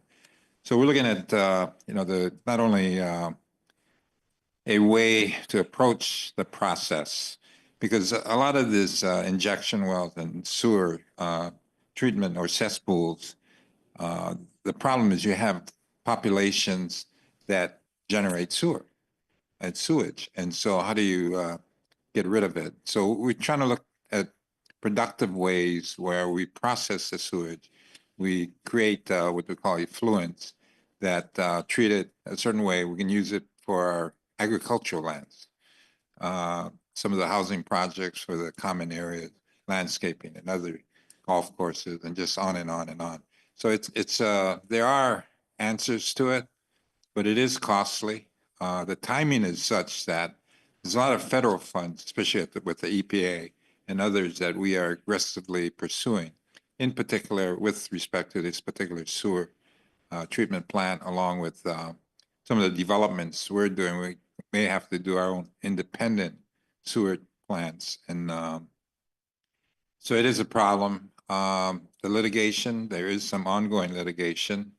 Whatever data that you have, you know, if that needs to be used to further litigation, I mean, that's possible. But for me, I used to be a litigation attorney, and the solution is not always in litigation. It's looking for actual, you know, plans that put in a new sewer plant, put in, you know, enhanced treatment plants, and the things that really need to be done.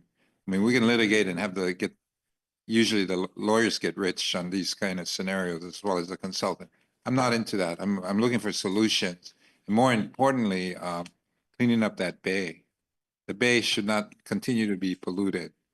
So continue to protest, continue to make your objections, but also continue to be part of the, the solution by not necessarily just complaining, but identifying the causes and providing the data. We can use that as a justification to force as well as push movement in the right direction. So again, I thank you for your testimony. Okay, the next person we have is J8, Candace Vargas and Eugene Beck. Uncle.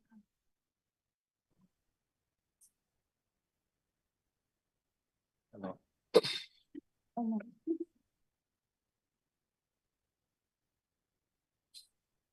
Uncle can start. She's joining.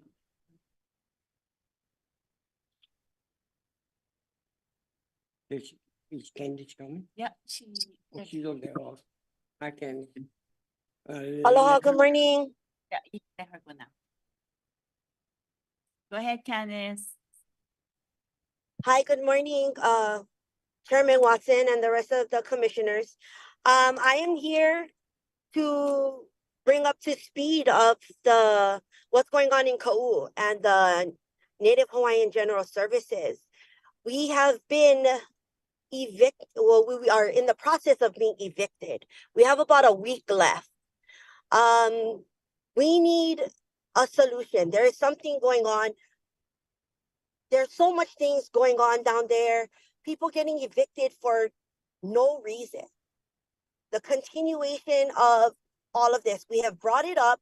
I know you guys have recently received my email, and we talked about all the points there. We have continuously reached out to Kahana and Linda Chin on the management side. They keep telling us they'll get back to us, they'll get back to us. Nothing's being done. Chairman Watson just brought up solutions, and that's exactly why we're here today. It saddens that our people have to be going and constantly going through these things and these struggles. Uncle Eugene is there. He's going through the same concept. There have multiple families have been continuously being evicted by Native Hawaiian General Services. We asked the management division to do investigation. Nothing's being done. So are they a part of this desecration that's continuously happening to our people? Put it this way, we have to be evicted. Our cattle is going missing. We're down there. I have about 75 heads that are missing from our pasture. And we've been down there every day trying to catch our cattle and remove it off the land because we got an eviction notice from Jackie Kalau. One person has signed up for Native Hawaiian General Service, made a plan. My father-in-law, David Kaava, was one of the main people who started off working with this plan with Native Hawaiian General Services.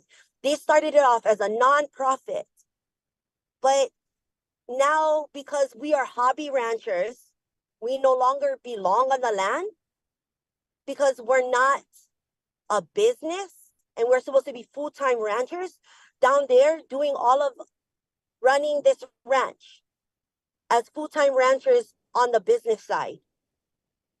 But how is that possible when we are supposed to be a nonprofit that we're running off of? One person running 5,000 acres. Yesterday I was on here, I heard a person talk about Native Hawaiian General Services again, holding 5,000 acres. But there are people on the list who have been on the pastoral lease for years now. But Jackie Kalau plays king down there, says who can be there, who can't. We run our cattle there. This is a lifestyle for us. This is what we do. This is how we feed our families. During COVID, what did we do? Families no more food, people cannot work. We donated a lot of cattle to nonprofits to give out, to cook for the community.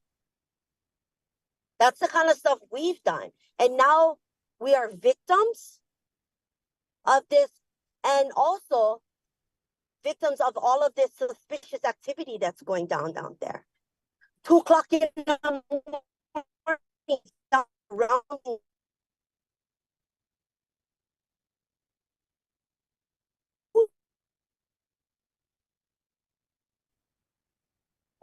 there is a calamai on this stuff, but yes, Jackie Kala'u was a game warden down in Ka'u.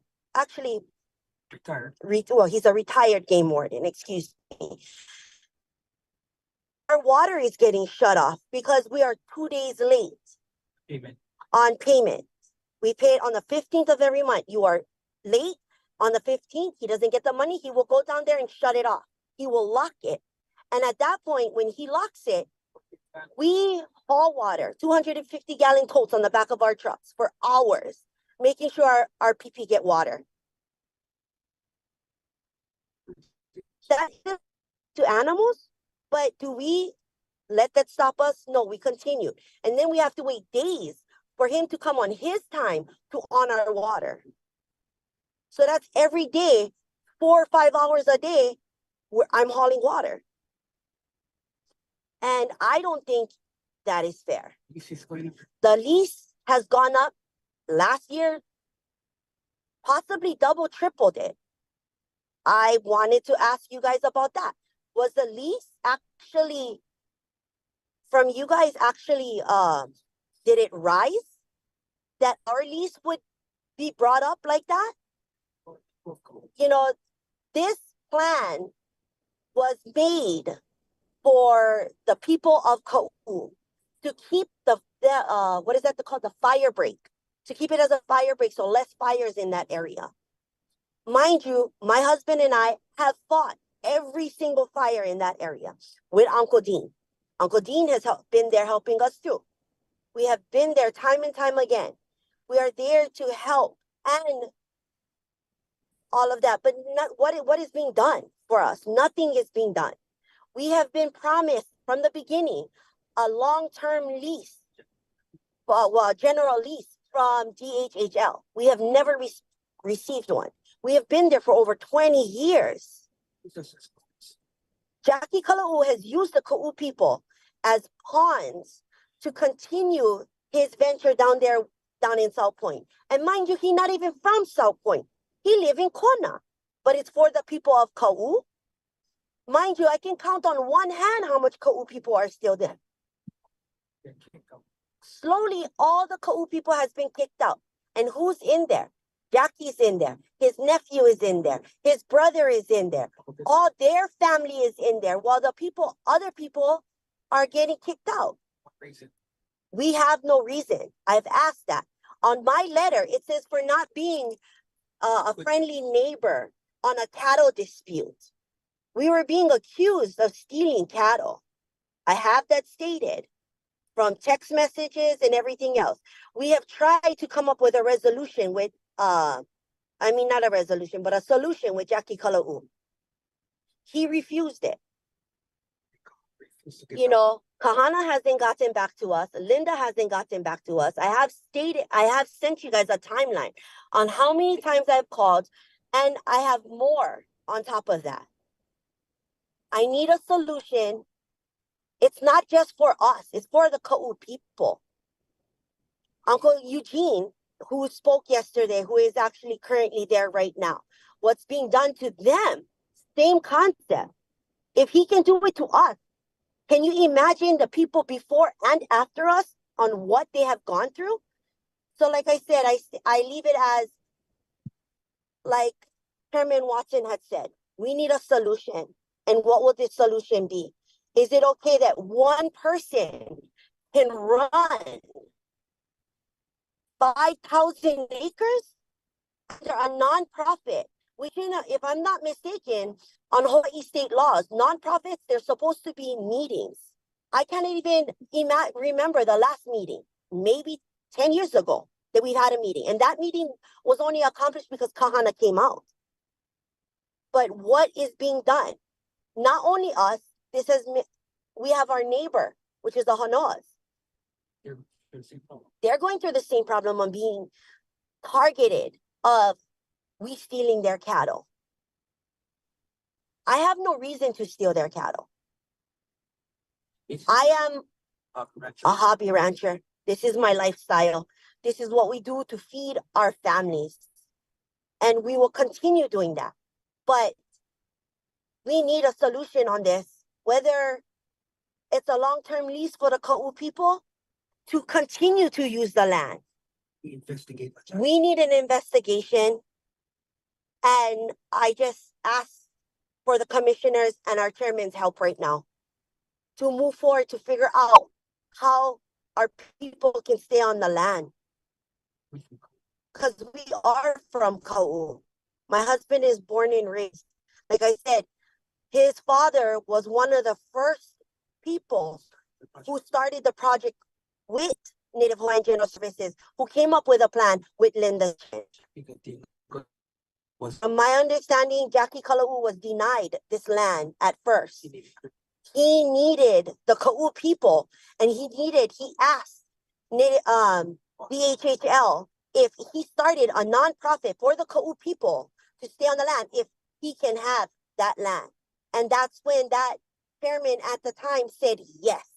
So he worked with Linda Chin, and it was Uncle Eugene, Melvin Davis, Gilbert Maderis, David Kaava, Pele Hanoa, Keola Hanoa, and now only one left as of right now is Pernell Hanoa, who is the trustee for Pele Hanoa and Keola Hanoa. That is it. The rest of us are gone. There's one more person that is there, who is Gilbert Maderis' family, since Uncle Gilbert passed away.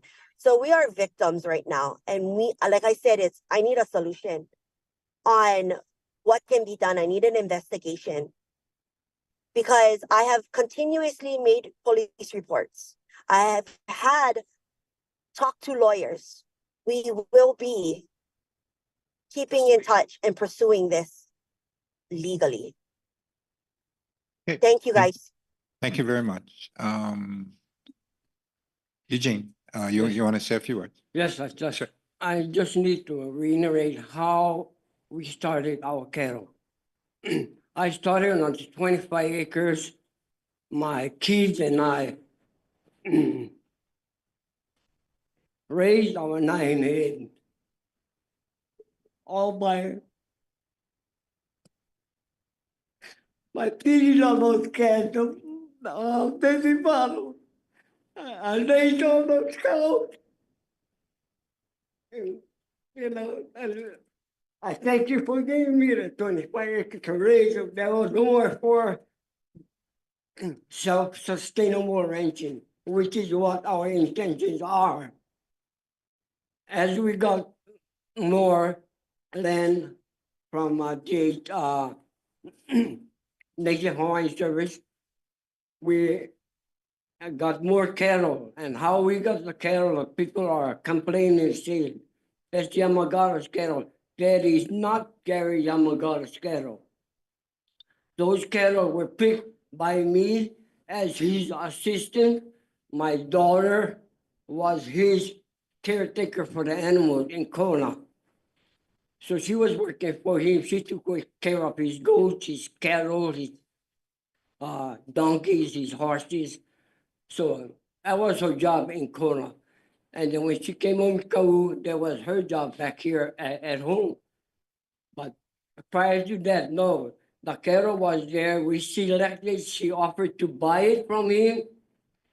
But I usually select 3 of the best. So I selected approximately 9 within 4 or 5 years. Prior to that, those cattle were shipped over there. Now, people are saying that's Yamagata. That is not Yamagata's cattle. He gave those cattle to her, which she intended to purchase them from him, but he gave it to her because she was his caretaker. And that's the reason why our herd started down there, down at Native Hawaiian lease, as far as that. And that was our main purpose, self-sustainable animal. You know, with with the price of beef now, you really appreciate that Yeah, you have sure. your own. But Yesterday you mentioned some of your cattle were stolen. Do you know how that happened? I mean, it sounds like yeah, this might be a you know, security issue. like I said, I had approximately 40 to 50 head of cattle. Right. Because of this issue now, what happened to my cows or my animals there, we were not allowed to take them out as far as that. But then the issue is, what happened to them? Those cows and stuff that were on the land. I found out that they shipped my cows to market. They transferred some of my cows to Kona, When you say they, who's they? Mr. Kalou there. Without your permission, obviously. Without my knowledge nor permission. So you, So in my eyes, he stole a cow. In the eyes of a rancher, he cattle rushed. So I try not to go the other way. I prefer to stay out of the legal system. And all I want is compensation for my animal. sure. If that doesn't happen, then if I gotta go to make a police report, which I hate to do, but if it has to be, it has to be. And all I want is my animal. Or compensation. That's all. Yes. Sir. So you still have some cattle on the site? I still have in my 25 acres. No, are we canceling and kicking out what's the situation, Kahou?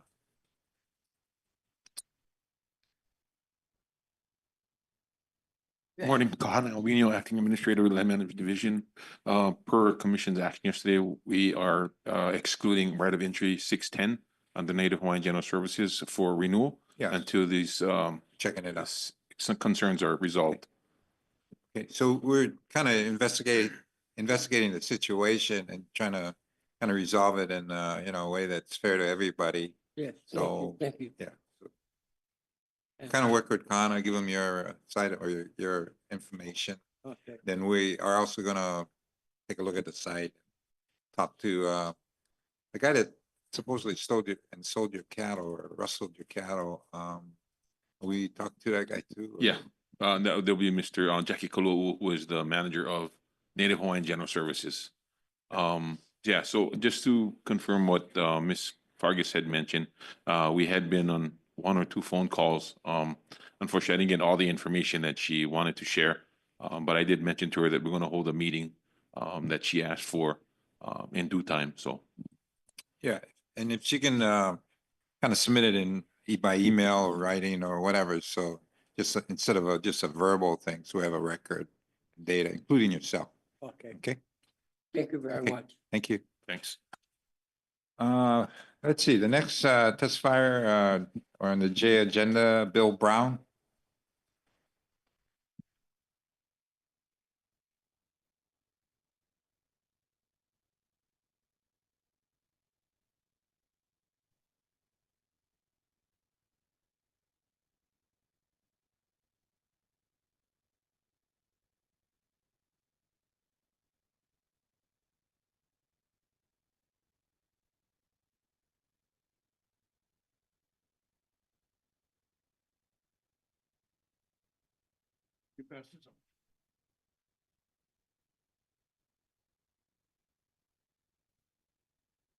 Morning, Chair.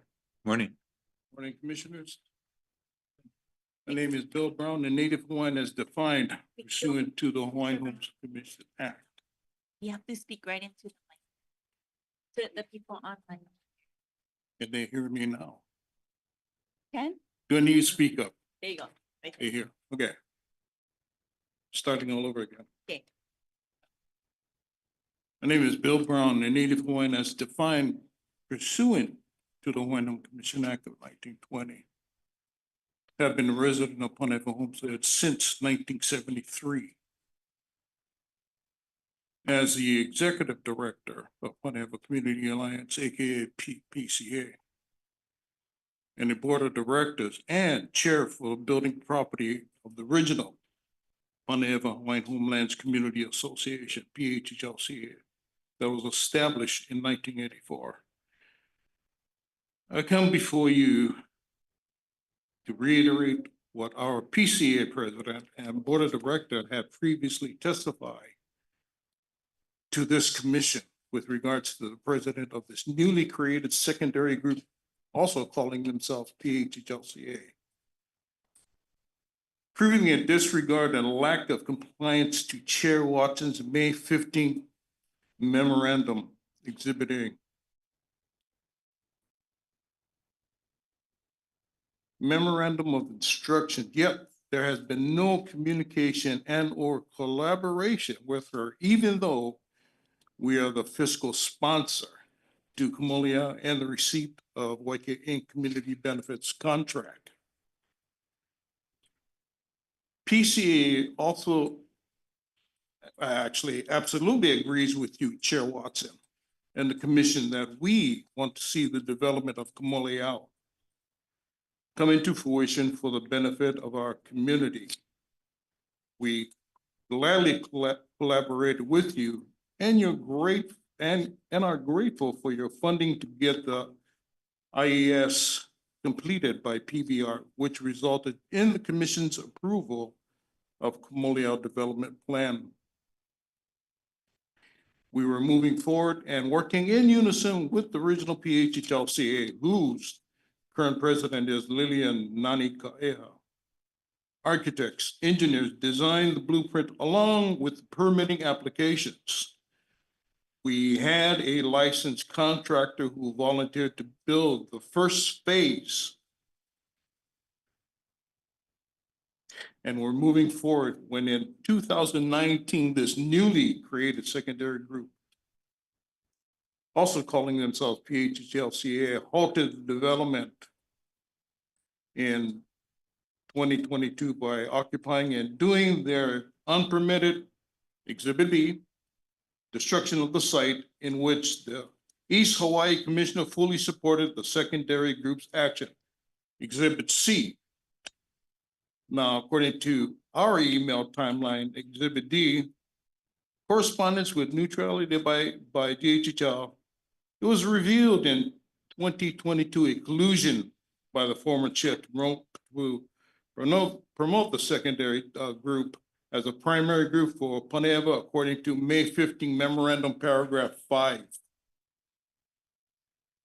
We filed several official complaints with DHL in 2022, and the response was given that an investigation would be conducted. What is the outcome of this? To today, we have not received any response. How come? In addition to this, the secondary group proffered independent grants outside of the scope of our approved master plan. And now present these plans before this commission, which includes building a fence around Kamolia with no collaboration with us, PCA, who manages the licensing, insurance fees for Kamolia. How is this being able to happen by this commission? Are we being penalized by you folks for being in compliance? It's blatantly obvious that this secondary group is not going to work with us. In fact, they had removed us from the contract, Exhibit E. Put it succinctly, DHHL's decision to foster the second group as Punahou representatives would create an emolument clause by the former chair of this agency. In retrospect, the numerous email timeline correspondence from DHHL since 2009, confirming in writing that the agency will not get involved with the quote, internal leadership issue, end quote. Only for the department chair to go against what he advised by installing the second group under pretense is the rightful group without even asking the original group for our documentation to prove that we are legitimate. We were never given the same opportunity as the second group, in which case we are discriminated against misled and deceived by DHL, the AG, and the commission by your false declaration. This is pointing towards an impairment of contract. Prior to this, we always had a good working relationship with DHL, both PCA and the original PHHLCA.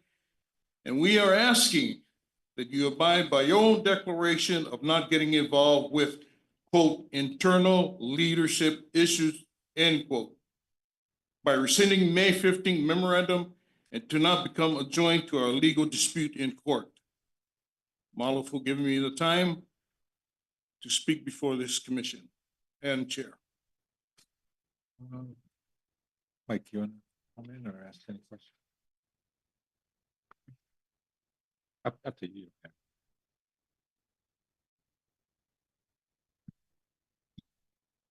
So, mahalo, Bill, for your testimony. I looked at the information you provided to us and the memorandum that Chair Watson sent out. And it's pretty clear on the paragraph that states that Chair Ayla was the one in June of 2022 who responded to Kauai Alameda that she was the president of PHHLCA. Did you see that video? It's in my testimony in regards to, Did you see the video? I did not see the video. Okay, so that's what this memo from Chair Watson was based on. Okay. In addition to that, there was another letter to Parks and Rec Director Maurice Messina. Did you see that letter? No, I did not. Okay. Well, I was not privy to that letter. I even asked for that letter and was not given any letter. okay. Only with the, Messina's underling, Royden, had, through the grapevine, told that they recognized Alameda et al. Right. As the rightful heir. Right. So that's what this memorandum is all based on, is Chair Ayla's declaration and a follow-up letter to Parks and Rec And that's what Director. my testimony is Right. in conflict with what he said and what he did. What are you saying? What conflict? You And- go look at the video and see what it says. It's Well, clear. If I had the video, I would, Okay, I would see please go what take a you look. said, It's but- online. but Exhibit B, Exhibit A, mostly Exhibit D is the one that has a timeline where neutrality was being posed by the department because they didn't want to get involved with the internal. That is correct. We were advised by our attorneys not to be involved, and we did not. The commission did not get involved. Correct. But obviously that did not happen in 2022. The In chair, fact, we were still in court litigating this internal issue. so the commission did not get involved. The chair made a decision based on results of elections that was held in 2021. That's my understanding. And that's where that memo was the result of. And the video recording that you saw, that you can go look at. And that's where it's standing today. Thank you. That's it. The video will speak words over a contract agreement. That makes sense. Chair Watson. You know, one of the things that the thing we're trying to do here is to empower as well as provide a source of revenue in the development of that commercial area, generate revenue that we'd like to disperse and help the different homesteading organizations to use and do their different programs. You know, there's 1, 2, 3, 4, 5, 6, 7 different homestead community associations that are to be recipients of this funding. Correct. And so I'm assuming that you were supposed to be kind of like the conduit for the disbursement. I mean, it wasn't something that you receive and you use it for your own kind of benefit. It's more to facilitate the distribution of these funds Correct. for the different associations, for the different programs. Okay. And so if you now, get- let if me you finish, get let me Exhibit E, finish. And so there's an agreement that was put together, MOA, with terms and conditions that laid out what should be done. And so right now, all the department, we're trying to do it hands off, because one of the things that we're very supportive is a sovereign, semi-independence of our Native Hawaiian beneficiaries to run their programs, manage their communities in the way they best feel they can do. But it also takes money. So one of the things way back when we talked about, how do we do that? We generate money by, unfortunately, out of requirement, leasing our lands to non-Hawaiians. In this particular case, I believe it was a Native Hawaiian controlled entity that went ahead, got the leases, did the development, and started to generate revenues. So as a result of that, there are funds coming in. And so we have about $400,000 sitting in the bank waiting to be distributed. And one of the ideas was you guys work it out. We sit back, you guys work it out and manage it. And so now this technical thing about, well, this organization, wasn't duly elected, somebody didn't pay their dues, so it wasn't a proper candidate. But there was a subsequent election where she was elected the president. So Chairman Isla, prior to me, my predecessor, said, we recognize her. So I'm okay with that. So we recognize her. Now we're at the point where we're trying to distribute the funds to the different associations. That's being held up because of this fight that you guys are having.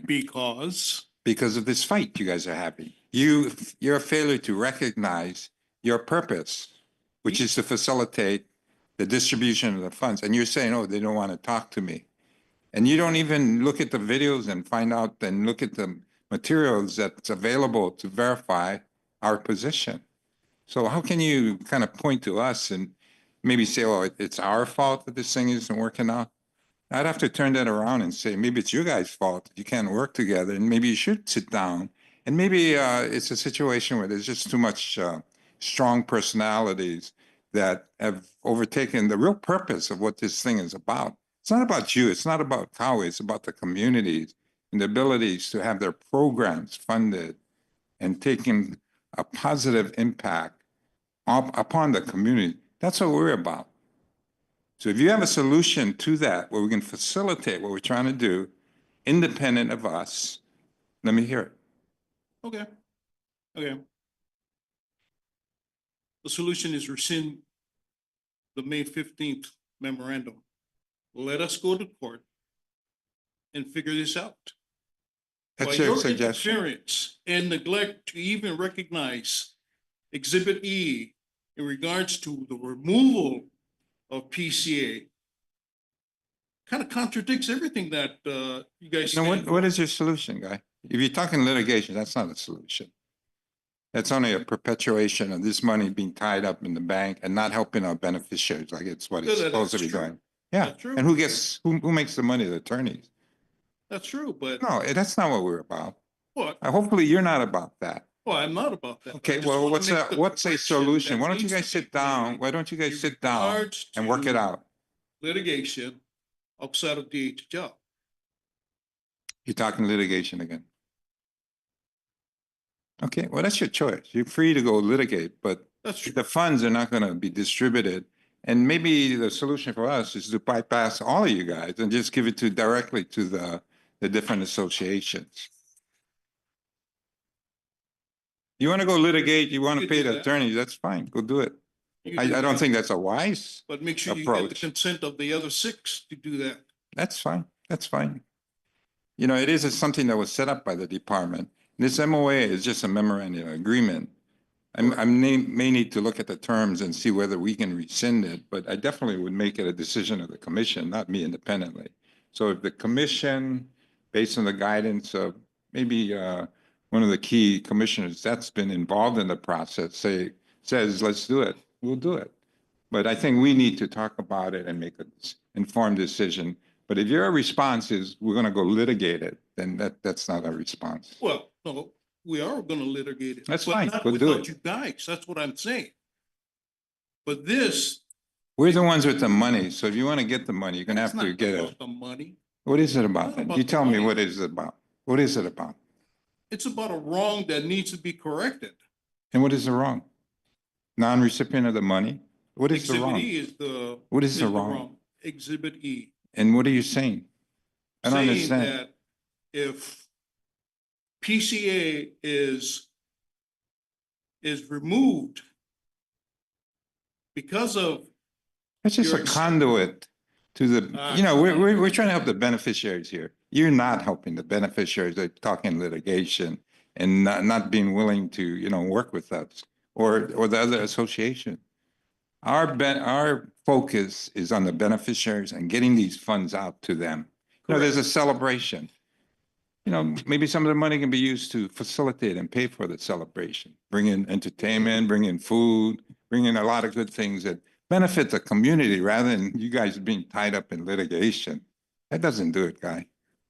So really seriously consider what you're talking about and come up with a solution, guy. That's all I ask. Okay. Okay. Thank you for your time. Thank you. Okay. Next item, J10, Aina Aloha, Ione.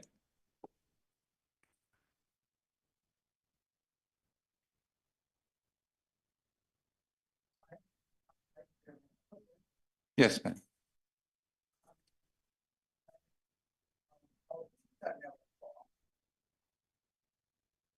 Or you're third on the agenda. You get to talk. Aloha mai kako, commissioners. Before I begin sharing, I would like to take this opportunity to first mahalo the commissioners for their ongoing support for the King's Landing Settlement Plan and share how appreciative I am to be a part of this historical moment in our community's history. I am optimistic of the future, and we are one huge milestone closer to offering our community security and multi-generational living with Aina. Our community of Maha thanks to all of you commissioners and all of the staff that have been working hard on the King's Landing Settlement Plan. Mahalo nui. Today, I'll be focusing on three community Maha concerns, which is the use of undivided interests, our security concerns, and supporting the future discussion of lineal descent. At present, of the 23 Maha families residing in King's Landing, stewarding the lands, 13 are kupuna. 17 are in what my father calls the last half of the fourth quarter. Among those two of our kupuna are terminal. The village has experienced its share of loss and exodus due to the loss of the ohana's 50% beneficiary. Of our 13 kupuna and their ohana, only one ohana has the 50% keiki to continue their ohana's multi-generational pilina to King's Landing.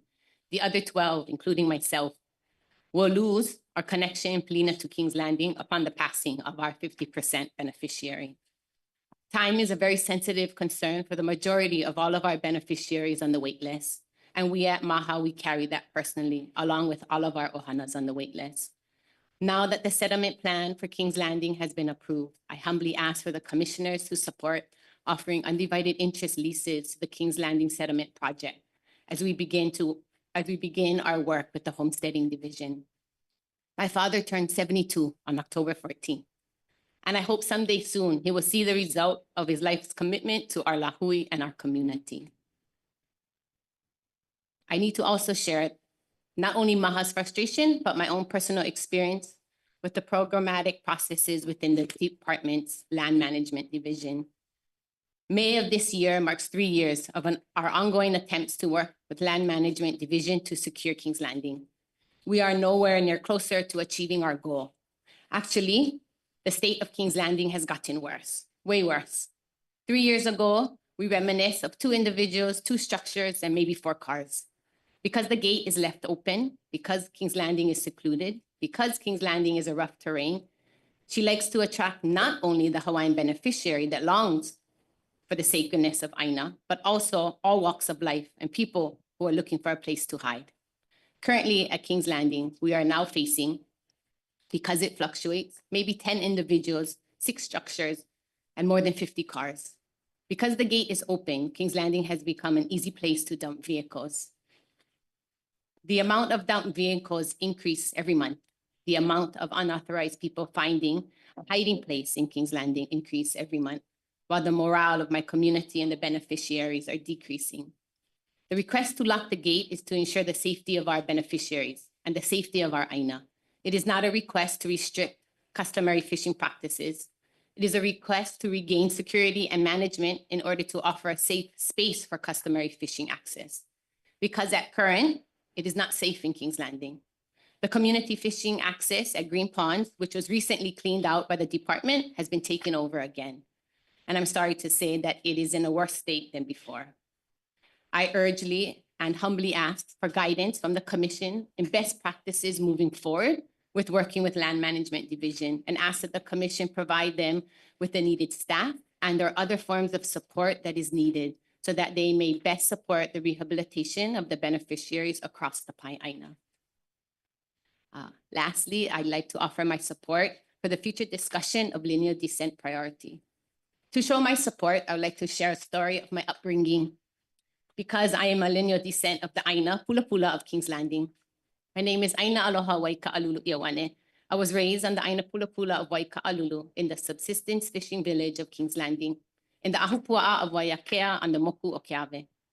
During the time of my great-grandfather, Kanaka Ole Iawane, we called him Grandpa Iawane, our kupuna were told to leave all things Hawaiian in the past, that it was old and not progressive in the new Hawaii, including our language, our customs, and our traditional practices.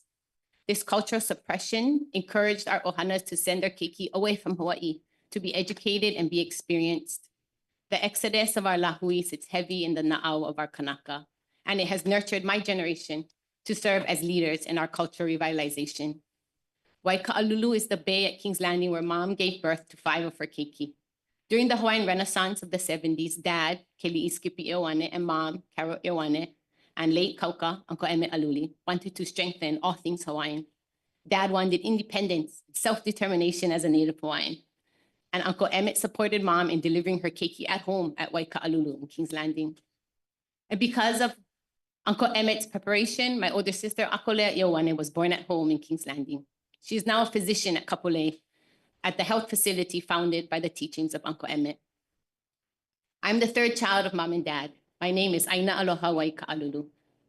And this shares the experiences of aloha and reciprocity my ohana have for the Aina of Waika'alulu in Kings Landing. My name is both a pule and a commitment to her. Growing up, the majority of our diet was supported by the ocean of Kai'ai Kanaka. We ate a lot of reef fish, opihi, a'ama, and limu kohu. And I can still remember our poi bowl and limu kohu bowl on the big ohana table. As a child, I was nurtured by my community and the land. We lived in seclusion, allowing us to be molded by the behaviors of nature.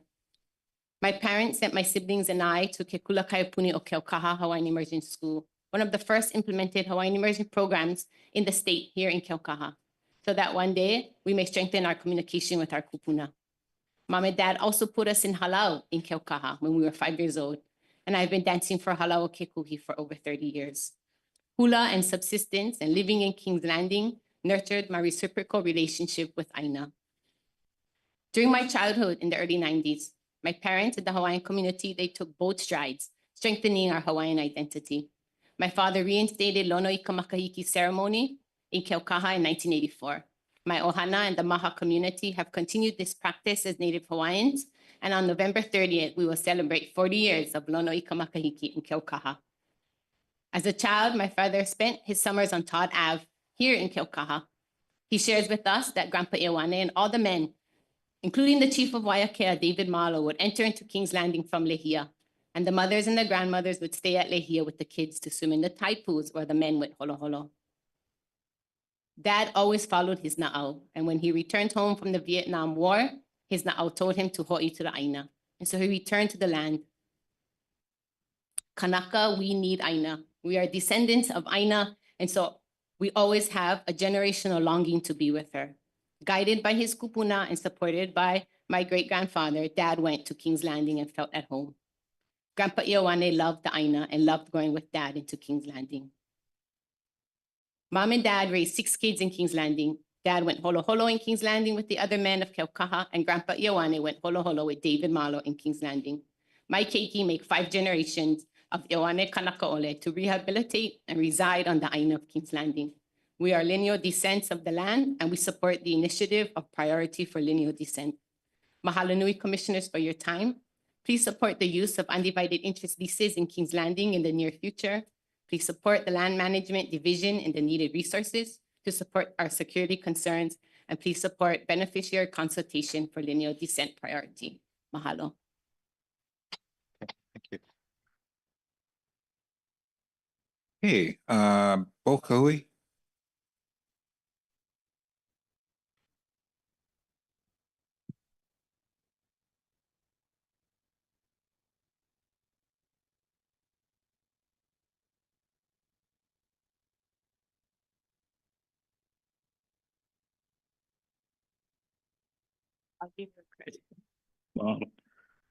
Good afternoon, Commissioner and Chair Watson. My name is Bo Kahou, and I'm the Executive Director for Laiopua Community Development Corporation. I reside in the villages of Laiopua and Puna and have been there since its inception. I've passed out comments from Kapiolani Spencer. She is the member of Village 4 who took residence there under the rent with option to own program.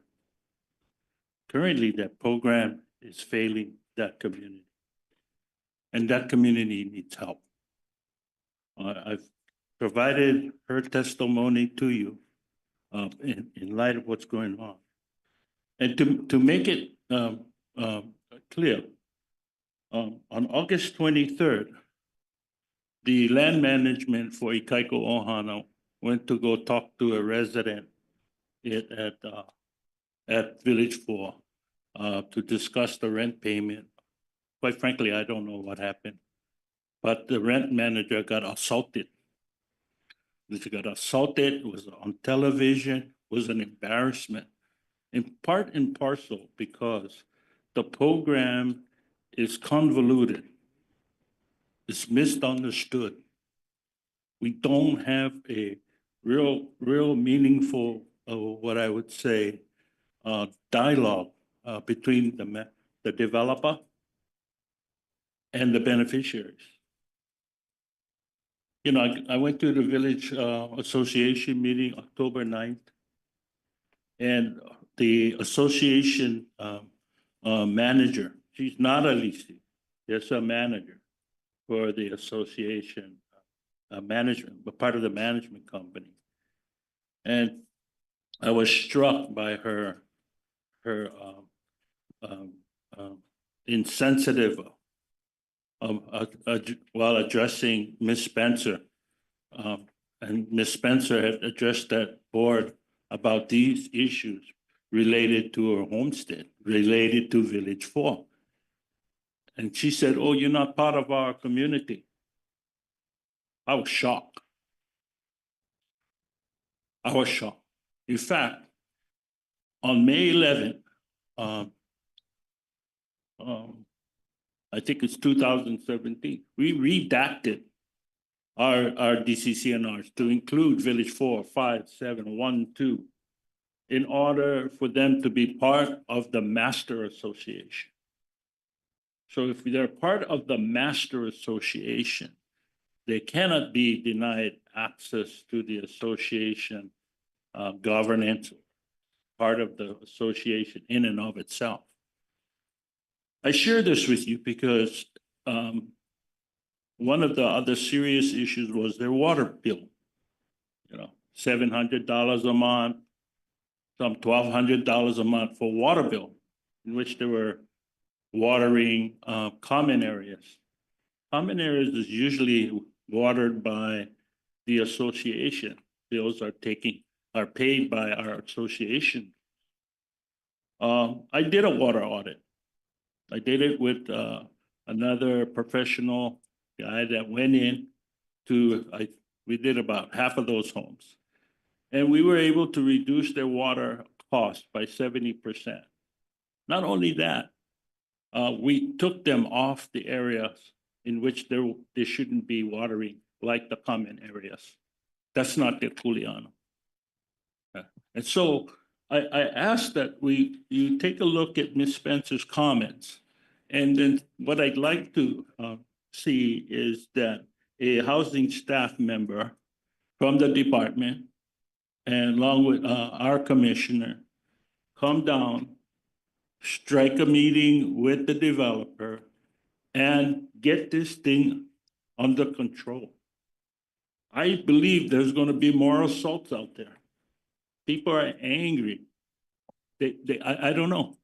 You know what's troubling? The association is not here. The head of our association, our Village of Laiopua Homesteaders Association, should be here defending them. But instead, they took the lead from our management company that's supposed to be only collecting dues. She should not have an opinion on this matter because that's not her kuleana. So for me, it's more important now that we narrow in on the project itself, because the project is flawed. There are several housing rental agreements under that housing plan, including the county, I forget what, Section 8. So we have a county Section 8 plan in which homesteaders are there that are fall under other governing rules and they don't understand. So I think it behooves the department and staff to get together, kind of look at the issues, then kind of get a meeting with the developer and knock this out, because we're going to get more assaults, and I don't think the department wants that black eye in the public, because that went to KITV and all of the other news. I couldn't believe it. I only lived the street across, you know. So I share that passionately because I care about those guys. We all should. Well, now I'm going to take off, put on my other hat, Laiopua CDC. I'm the executive director, and want to just briefly outline our priority projects. One of the priority projects, of course, we're working with the department to complete is the Giannalis acquisition, the property to which we're going to develop water for the department. The other is we want to do a boat storage at Honokahau. We're going to come up and provide you a plan. It's about 12 acres. Gentry that does the boat harbor storage area. It's about 12, and they're kind of like half full. Don't know why the competition, we might bring some competition to that. But more importantly, our homesteaders on this DCCNR are not allowed to park their boats in the homestead. So every day we're fishermen. We're Leviathan. We go fishing. You need a boat. Some of them have boats, some of them fish along the coast. But this is another way to mitigate that issue in our community by creating a boat storage area. And we'd like to see that happen. It's pretty easy, and we've got a planning, and we have people that are interested in making that happen. And secondly, we're going to ask to come back to you in the very near future. Laiopua 2020, of which I founded that organization. It had at least 283 and 286. 286 is a commercial lease that was supposed to be developed for the purposes of generating income to support Laiopua 2020 and the surrounding villages of Laiopua to provide programs and services. It's been well over 10 years since they did anything. And I think the lease has terms. We would entertain in taking up that lease to bring this to fruition. We believe we can work with the partners on making and bringing together a mixed-use program. I believe in providing this mixed use for kupuna housing. I think if the department considers this, I would entertain, we would move to, in that direction if there is any inclination by the department to move in that direction. I've spoken on many times on the undivided interest award. And I generally believe that for people who don't go or don't want to use their lot, that you give them that timeline. But you also give them that option. We'll give you an undivided interest award so that you can come back over there when you're ready. If you're not ready, get somebody else that is ready and give them the timeline to use that land. But the undivided interest award is a genuine sort of opportunity in which that the kupuna can leave their legacy, behind. Yeah, okay, I'm 76 or whatever, and I got this undivided interest award. Maybe it's time for me to give it to my mo'opuna. And it's important to note that if we don't share our legacy, then there's no legacy to leave behind.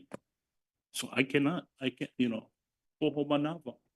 And that was, I think, the shameful thought throughout the department's 100-year celebration, that many of our kupuna died on the waiting list, without sparing them the opportunity of giving undivided interest award to their mo'opuna. And then lastly,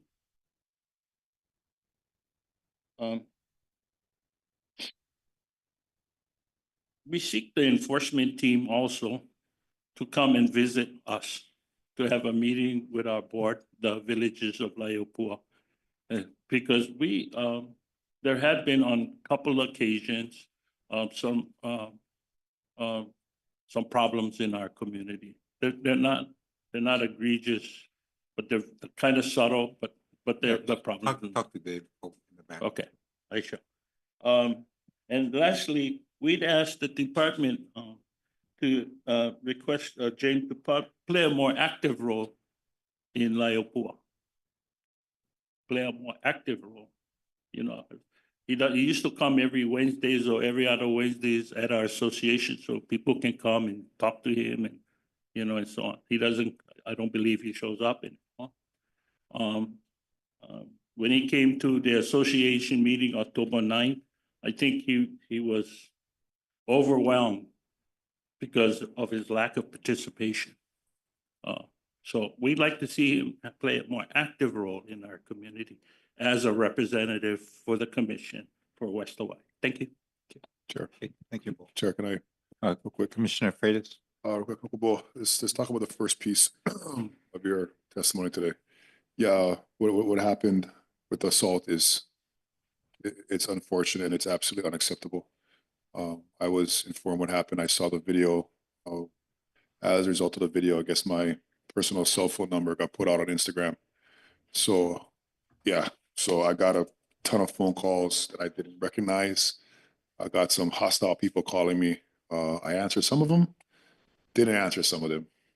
So as far as, sorry, Kalani Spencer, please text my number after this, please. I'll be in touch with her. The whole, the Laupua rental home concept as a whole, I think that concept works. The way it's being acted and implemented is absolutely wrong. If you go back to our meeting we had in Lahaina, we were informed by the people who distributed LIHTC funds that once those funds are distributed, there's a level of accountability the developer has to abide by, and that's not happening. It's not happening at all. On top of the water issues, on top of other issues. Long story short, it's a disaster. From a day I became a commissioner till today, it's overwhelmed. I'm overwhelmed trying to figure out a solution for this problem. But let's try to sit down with something. Juan is here. I saw him walking earlier. Get a hold of Kalani Fronda too. I will be at that meeting. I travel a lot too for work, so I apologize if I didn't get back in a timely manner to people. As far as the E-team, though, I've been in contact with David, at the time of the first infraction. I've seen videos of these people harassing other neighbors. I've gotten phone calls of these individuals going up and down the street, breaking car windows. From what I understand, the individuals live with somebody who's in the rent-to-own concept or the rent-to-own area there.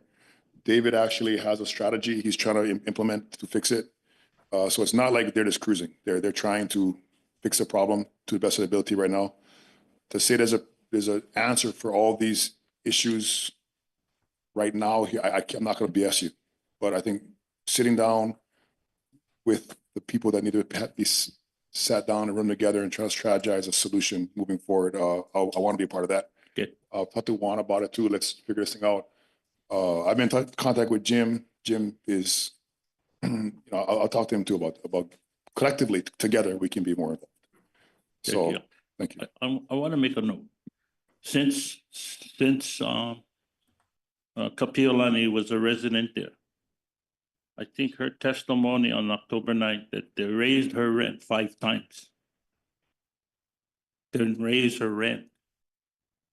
So I'm not sure what drove that increase, whether it's income, but the project was supposed to help Hawaiians get in and then build economic wealth, build wealth. Not suppress wealth or stay at this level so that you can afford the rent. So we're not sure why the rent increases are going high. So that's one of the critical points that I wanted to make. Thank you. Thank you very much. Lawai Kikahuna. Chair, can I just make a comment? Commissioner Nevis? Yes, I'm sorry. I know we have a lot of folks listening, but we know that Kaiko Hana is actually coming to Hanapepe for our development, right? For our light tech, the 30 light tech. With Blossom Patera and our west side folks in the Hanapepe area, we've asked him to come and do a presentation. So we clearly understand what the process is as far as the manager of the project. Just wanted to put that out there ahead of it before it actually gets started. Thank you. I think during that meeting when you have with Kaiko Hana, I think we got to cross the dots. Well, dot the I's, cross the T's. In an effort to get a development agreement. Yes. That would not compromise, I think, the residents once they move in. Yeah, I probably should, and I will also be on that meeting. There was a recent change legislatively regarding those that participate in the program, in that and one of the criticisms of the program is that 15-year compliance period where you're a renter, you're not really a homesteader until that light tech burns off or the tax credits burn off.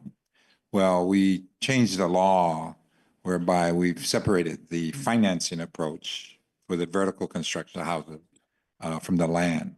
So now we're gonna be issuing a homestead lease. So you become a homesteader. And by doing that, unfortunately somebody should pass away before that 15-year, the heir can kind of step in and take the homestead. It would still be subject to the tax credit financing program and all the compliance. And I'm not sure if part of the problem is people don't understand that there's certain requirements regarding if you're going to choose to be involved in this program where you get all this equity that's generated from the sale of the tax credits, the HAZA funds and all that other stuff, which is a real winner because you otherwise would not be able to qualify for a turnkey mortgage. Right. So there's that benefit, but it also, unfortunately, it comes with certain requirements under the financing program. So I think there's some questions and information that needs to be shared. The rents do go up, especially if you went in at a certain income, which you have to be, is a limit on your income. But once you get in and, typically there might be some subsidies on the rent. But if your income goes up, there's an adjustment to the rent to offset. Yeah, so that's kind of comes with the program. So I think there might be some And then annually, the HUD, which sets the rents, sets new rent. So I'd like to be in on that discussion because I think we need to not only educate, and I'd like to find out what, promises were made, but also explain to them that it's a new situation. Obviously, if you guys gonna make a lease on Yeah, we the wanna development lease it. agreement, then we would seek to get an amendment on ours, right? Yeah, so that, I have to, it's very, very important that we get the homestead portion Yeah. to these individuals so that, because right now, if they pass away prior to the 15 years, they get nothing. The family gets nothing. That is, And that's not right. So we're gonna change that. thank you. Okay? Thank you so much. Thank you. Aloha mai kākou. Oh, no. O wau o loa e ke kahuna o pala lawa o John Ko'u Momakua. I am the second generation of the Moku'u Farmers Hawaiian Homestead Association. Oh, you have a hand up. Oh. Okay. I am here. Mahalo, Auntie and Leila, for sharing on Moku'u's issues. Before I get into the heavy part, I do like to share the successes of Moku'u Farmers Hawaiian Homestead Association, and we have about 175 vendors on Sunday. We have 30% more of the local communities coming out and doing their business, so that's success. Our Mala Ho'olu Ike program is host to over 75 ohana now that is puka, graduated from our Papakalai Aina course. And Auntie, just puka. So we train the families to farm on their lands, because in Puna we have no dirt, we have rock. So that's a challenge in itself. And to rehabilitate the ohana and the community to Aina. I was late, so I apologize today. I had a Keonipoko Elementary School, and we have all the schools in Puna, including Kea'au, Hilo, Kaumana, Waiakea, and they come to do sustainable learning here in Maku'u. So mahalo. For the heavy stuff, I just have two things. One is it has to deal with the homestead security portion. We have two lots that we have consistently turned in complaints for, and that has letters, emails, verbal, text, and calls. And one of the lots has to do with Juik Me. She is in lot number 27, and her brother Kiahili Hao is on 26. Both lots were continued to be squatted on by the same families on and off from 2012 that we did keep monitor on. Till today, they are still residing there, causing more drug traffic. Just 2 days ago, they wandered into our neighbor's lot, opened the back door, and they were scared off and pinpointed to lot number 27. Till today, we still see their activities going in and out. So we have been working with the E-team. They have been super amazing. Dave and Kip, mahalo nui. And they are still amazing till today. And they are the most, what is that? E-team that has been in response to our needs. So I just want to bring that out. And I do want to highlight and turn focus with whatever resources we need to feed this team in order to help make our complaints, what is that? Be heard. And on this street, there's only 1, 2, 3, including myself, there's only 2 residents that resides on this street. And how do we know that they're druggies? Because we live there. And this lot is vacant, supposed to be vacant, but it was continuously occupied by these people. And by identification of our immediate and extending communities, these are drug offense users. Another lot is lot number 21, and this is under Gordon Kuneva. And his lot is being run and maintained in operation by Karo Kuneva. And this one, he runs multiple operations, including junkyard, junk tires.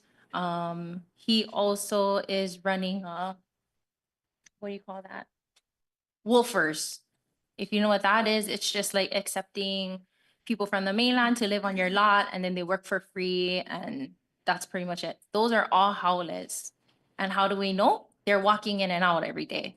We stop on the side of the road. We ask them, "Hey, what you doing? What are you doing here? Who are you coming for? Or are you visiting?" And they're like, "Oh, I live down at Carl's."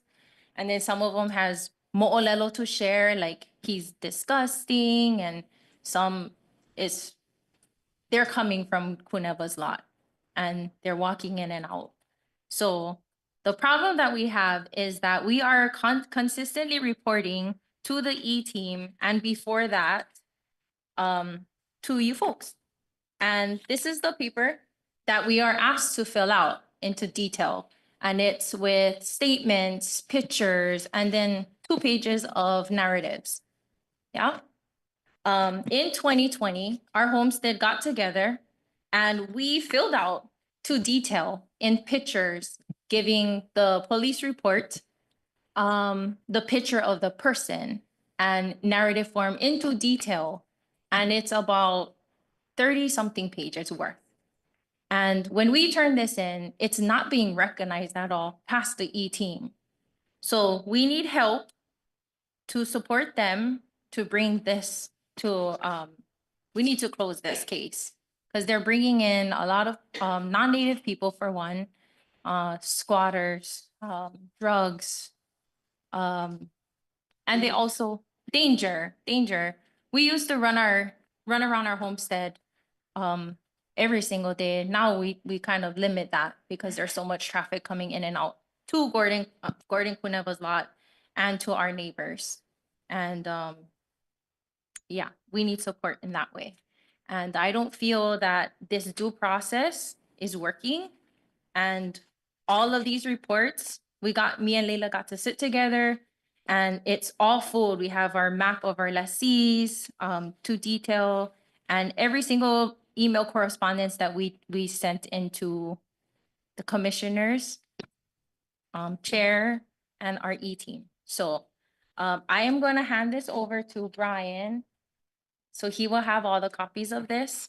And I don't know if you remember our map, but I did share this at my first testimony, which was in 2012 before Joby Makakasatani. And it's the same one. And it's the same highlighted problems.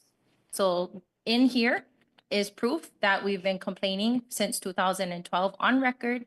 I still have everything downloaded into our computer that I didn't get out yet, but I just want to know that this has been going on since 2012 and it's still not resolved. And I heard that it's also being tabled till this day. So that's my testimony. Mahalo. If there's not any questions. Yeah, I had a quick, go ahead. Okay. But where I live, on the road, the doggy barks for 2 hours. Yeah, you're mentioning that. Yes, Yeah. there's problem. I know there's something going on. So I have to call the police and you say, "Do you want to leave your name and your number?" Yes, Emily now, Ole, and I give that number. Okay. Yeah, I was gonna, it was mentioned earlier about the 90 vacant, unoccupied homesteads. And, I'm obviously concerned about that because we do have a long wait list. And so they're not gonna be occupied or used, and we wanna take the steps necessary. But I'm also very hesitant to cancel leases. So one of the things that we're trying to do is, figure out what is the problem? Why are they not We've using their delivered the lot? problems and we've also delivered a solution for this. And we're not being heard. Yeah. It's being Well- tabled. So we're being told that Carl Kuneva has to be left alone. And so that's number Well, 27 no, that's at the different. moment. Yeah. No, we're definitely going to be moving on that one. But what I was going to say is on the 90 lots, and if what you're saying is you folks have investigated and know the reasons for all 90 homesteaders and why they're not. No, just the ones I'm highlighting here. Yeah, okay, well, see that then, I guess one of the things we need to do is find out why the 87 lots are not being used properly. And, if it's on us in the sense that if they don't know how to get financing, they're not That's used to not my, getting a contractor. that's not my concern. My concern is the due process of trying to get these squatters off, being that we're delivering all the solutions and facts of I'm not them. talking about the squatters, I'm talking about the unoccupied. That's what I'm talking. Oh, but I didn't even talk about No, unoccupied. but that's what I'm talking about, because the prior testimony was that you got 90 vacant lots unoccupied. And I want to find out why, we've been asked, well, go find 90 new homesteaders and replace all these guys. But I guess what I'm trying to do is reach out to folks that are familiar with the, maybe the vacant units and the people involved. And so if it is a situation where they need assistance, such as, hey, we have funding that we can help build your house. These are the type of models, these are the contractors.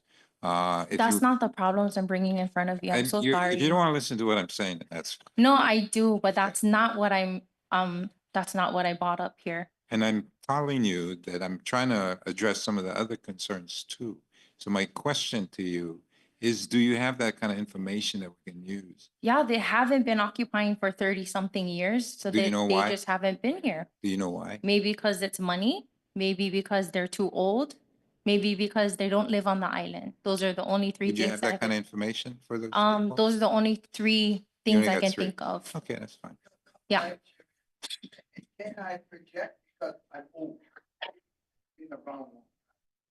And so I feel that if these guys don't like come, because, they say no can, and I don't like give money out to somebody when I'm myself for 5 years, I will be fair. If you give money to the other people that never come, I will be mad, right? Because I scraped every penny I had on my land for 35 years I have. Yeah, so I hear that's a good thing. But then another question I want to ask you, okay, you live in America, you get the land, are you able to still keep them if you're not home in Hawaii? That's another question we need to ask, because I was gonna give my 5.5 acres to my daughter. She just made 30 or 40 yesterday. And somebody told me, well, one of my teachers said, you cannot see stuff because the daughter gotta be in Hawaii. But I said, sister, how come your mother-in-law live mainland? And then you can stay her land, but my daughter no can take my land. No, there's an occupancy requirement. So if they choose to not occupy and they choose, maybe they have a house on the mainland that they prefer, then they should give up the lot. And so we need to take steps to get those back. Okay.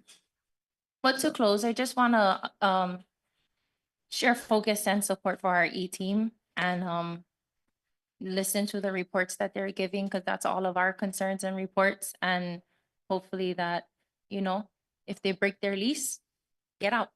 Simple. Yeah, it's David. David can respond to your comments. Okay. Yeah, so we've been working very closely with the association and they've been very helpful. They obviously are our eyes and ears over there. And there's a lot of the non-occupancy failure to care for the parcels over there. They've identified many of these homes, but because of the manpower, we prioritize the ones that are pretty egregious, the ones that are squatting, the criminal activities. In those ones, I believe we have 4 of them that should be coming before the commission next month to ask permission to get a contested case hearing. Okay. They have provided us a lot of information about the ones that are not occupied, and those ones, we will have to address. However, just because of how egregious these other ones are, we kind of said, we got to go tackle these ones first. So, it'll be a process, but, they've been so helpful in. Well, that's good to hear. Yeah. Okay, so that's the kind of info we need, and prioritizing the more egregious ones. I mean, that's a given, especially those that are dealing drugs. That's totally zero tolerance. We definitely will look for reasons to cancel those kind of leases. But a set or a requirement or due process requires that we go through a contested case hearing, send out notice. All it's very involved. But on the other side of that, if we say may have an elderly couple, they just want a small house, but they don't know how to go about doing it. So we want to help those too. So I guess getting the vacant lots filled or processed if they have to be canceled is what we're trying to do. So it's kind of an overall approach, not just responding to the drug dealers. So anyway, okay. Thank you for your testimony. Thank you, David. We're gonna take a 10 or keep on going. Okay. Next testifier, John Rickle. You know what? Hang on. Why don't we take a 10-minute break here, guys? Recess, 10 minutes. John Rickle is here.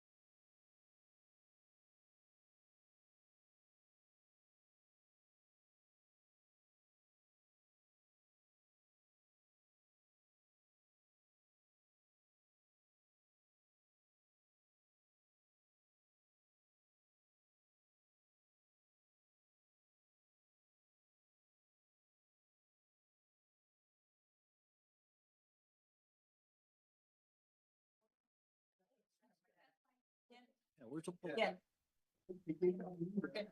Yeah.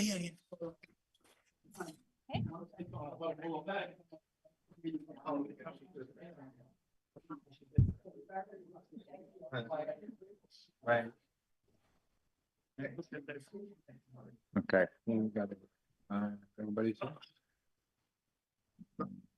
Okay. Thank you. Thank you. Bye, David. Okay, bye-bye. Ready? Okay, we're back in session. Next testifier on our J agenda, J12, John Rickle. Hello, I'm Jan Rickle, attorney representing Kanahili Community Association. Should I proceed? Yes, oh yeah, so sorry, go ahead. Okay, we incorporate by reference the documents you now have from us for this presentation. Kanahili Community Association of 403 residences, 2,000 plus residents, requests authorization under HHCA Section 216D to place and enforce liens by lease cancellation by this commission, declaring the borrower's interest in the property subject to the lien be forfeited, or foreclosure, sale, or such other remedy as the Hawaiian Homes Commission authorizes. Serious maintenance and operation issues arise from loose animals, trash, play areas, yards not maintained, plumbing, sewage, and unattended structure issues resulting from the $132,000 delinquent assessments plus $3,000 beyond 6 years old, beyond statute of limitations, which are itemized in our Exhibit 3, an important exhibit, which is money due Kanahili Community Association from 20 residences, averaging about $6,600 per residence, delinquent residents. It is very unfair for the 94% paying residences to carry the 6% delinquent residences. So a resolution for the benefit of the approximately 2,000 plus residents of the Kanahili Community Association is needed now to address the 21% delinquency rate. We look forward to working cooperatively with you to solve this delinquency problem and request authorization now of authorization of placement and enforcement of liens by lease cancellation of 20 units if not paid by them now. In other words, lease forfeiture, residences vacated, real property surrendered within a reasonable period of time, and 20 new residents appointed with the delinquency obligation carried forward for those units. Alternatively, foreclosure, sale, or such other remedy as the Hawaiian Homes Commission authorizes would be an alternative. That concludes our presentation. I'm available to answer questions, and I request your remedy now. Thank you. I would entertain a motion to go into executive session, because I think we're going to need to have some advice from our legal counsel whether we can do this. Second. Move the bill. Okay, it's been moved and seconded that we go into executive session to discuss this matter before we make any decisions. Okay, all those in favor, say aye. Aye. All those opposed, motion carried.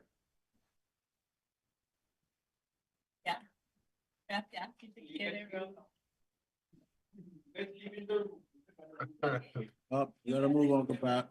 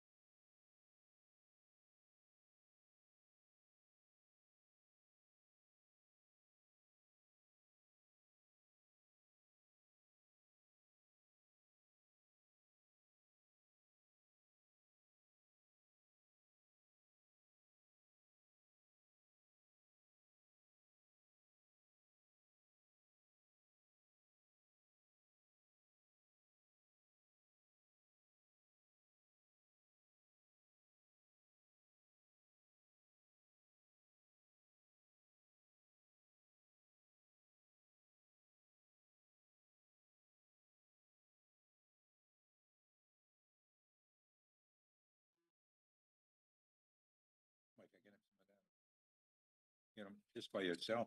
You're gonna share, you're gonna share. Sorry. Yeah. Okay.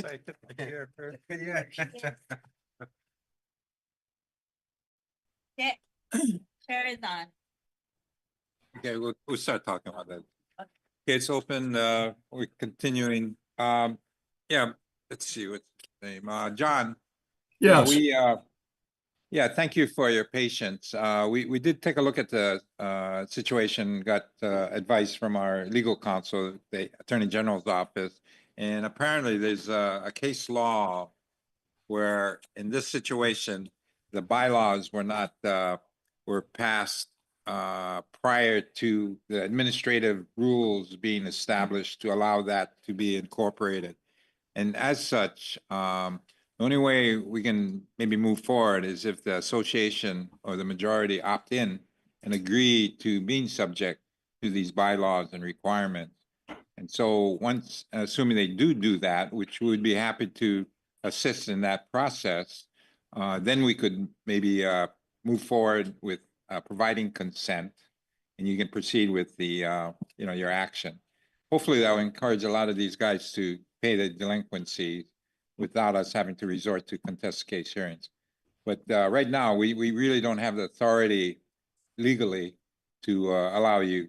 The alternative is for you to proceed under 421J, but even if you were to do that and you get some kind of judgment, you can't attach a lien to our homestead leases by law.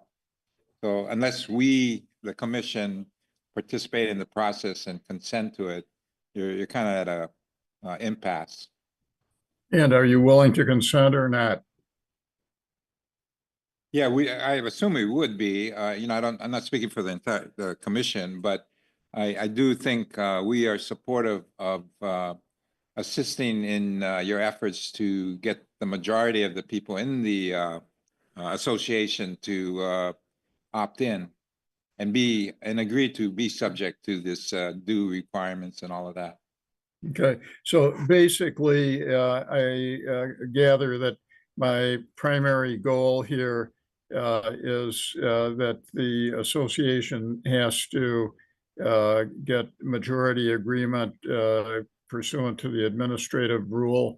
And who is the attorney that I could talk to in regard to that? Is that Mr. Lindsay? Yeah, Hokule Lindsay, but it's not pursuant to administrative rule. That's just by law and case law. We've subsequently passed some administrative rules that allow us to do that, but they weren't in place at the time of this formation of this association. Okay, so basically what you're saying is we need a majority of the association members to agree to subject their bylaws to your administrative rules. Yeah, well, you do have to check the bylaw agreement to see whether it allows that to be done that way. Why don't you, Hokule, if you can give, what's your email address? I'm JRICKEL@RICKELLAW.com. Yeah, we got the letter, so I'll Hokule can take a look at that, and she'll work with you, see if we can, we are supportive of what you're trying to do, but unfortunately, there's certain statutory limitations to what we can do. Thank you. Okay, thank you. Okay, the next item, J3, Michelle Tano. Michelle. Hi.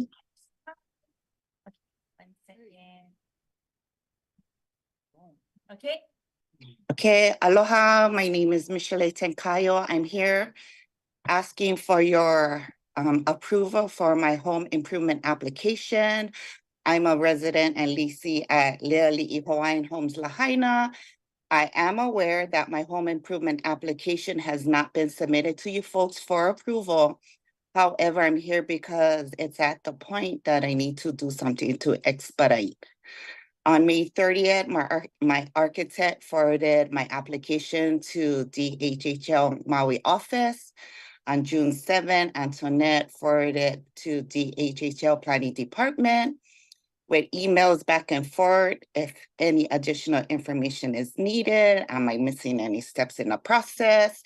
On September 6th, I was notified that my board of my association approved my application. So as I wait for my approval from the HHL, I'm simultaneously trying to expedite it for approvals from the commissioners as well. It's like I'm stuck in a queue, like a phone queue, thank you for calling DHHL. We are currently assisting someone else. Your wait time is 6 months, but I'm currently in my 5th month. And it's mind-blowing that there is no urgency. I reached out to my commissioner, Archie Kalepa, and we all know he was recently appointed. So Archie and myself have both been trying to figure out the process. So here I am asking not only my Maui commissioner to help me expedite and approve, I'm asking all of you. The deadlines that are placed on us shouldn't be ignored by DHHL. I had to ask my association to remove the timeline of 90 days with a 45-day extension, or that may put me in abandonment and or fines assessed out of my approval letter, because I haven't even been out of DHHL's approval process, and it has not been presented to the commissioners yet. Which my association did. They removed the timeline. I don't know if the department as a whole needs to look at its own process and reevaluate it, but it definitely needs a change on how to make it more efficient to help the beneficiaries. Again, I'm here asking all of you to approve my home improvement application. Mahalo.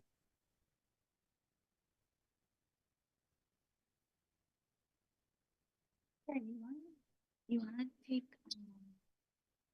Thank you very much. Okay, thank you. Take Chanel, guys, before we do Whatever you want. Can you guys do it in? Yeah. Okay. Let's go.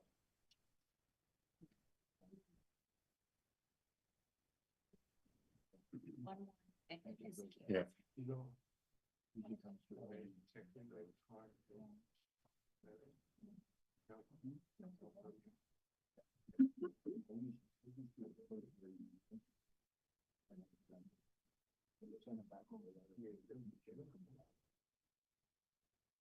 Are you guys done? We're gonna take Well, you the group- last, and then we're going to. Oh, okay, No, you can take it now. okay. Excellent. This is Chanel. Yes, sorry. Oh. Am I live? Okay. Okay. Sorry, I have quite a bit of updates and information to share with you guys. You guys know who I am. My name is Chanel Josiah. I work with Hawaii Community Lending, and I oversee community development. For those not familiar, we were founded in 2002 by homestead beneficiaries to No.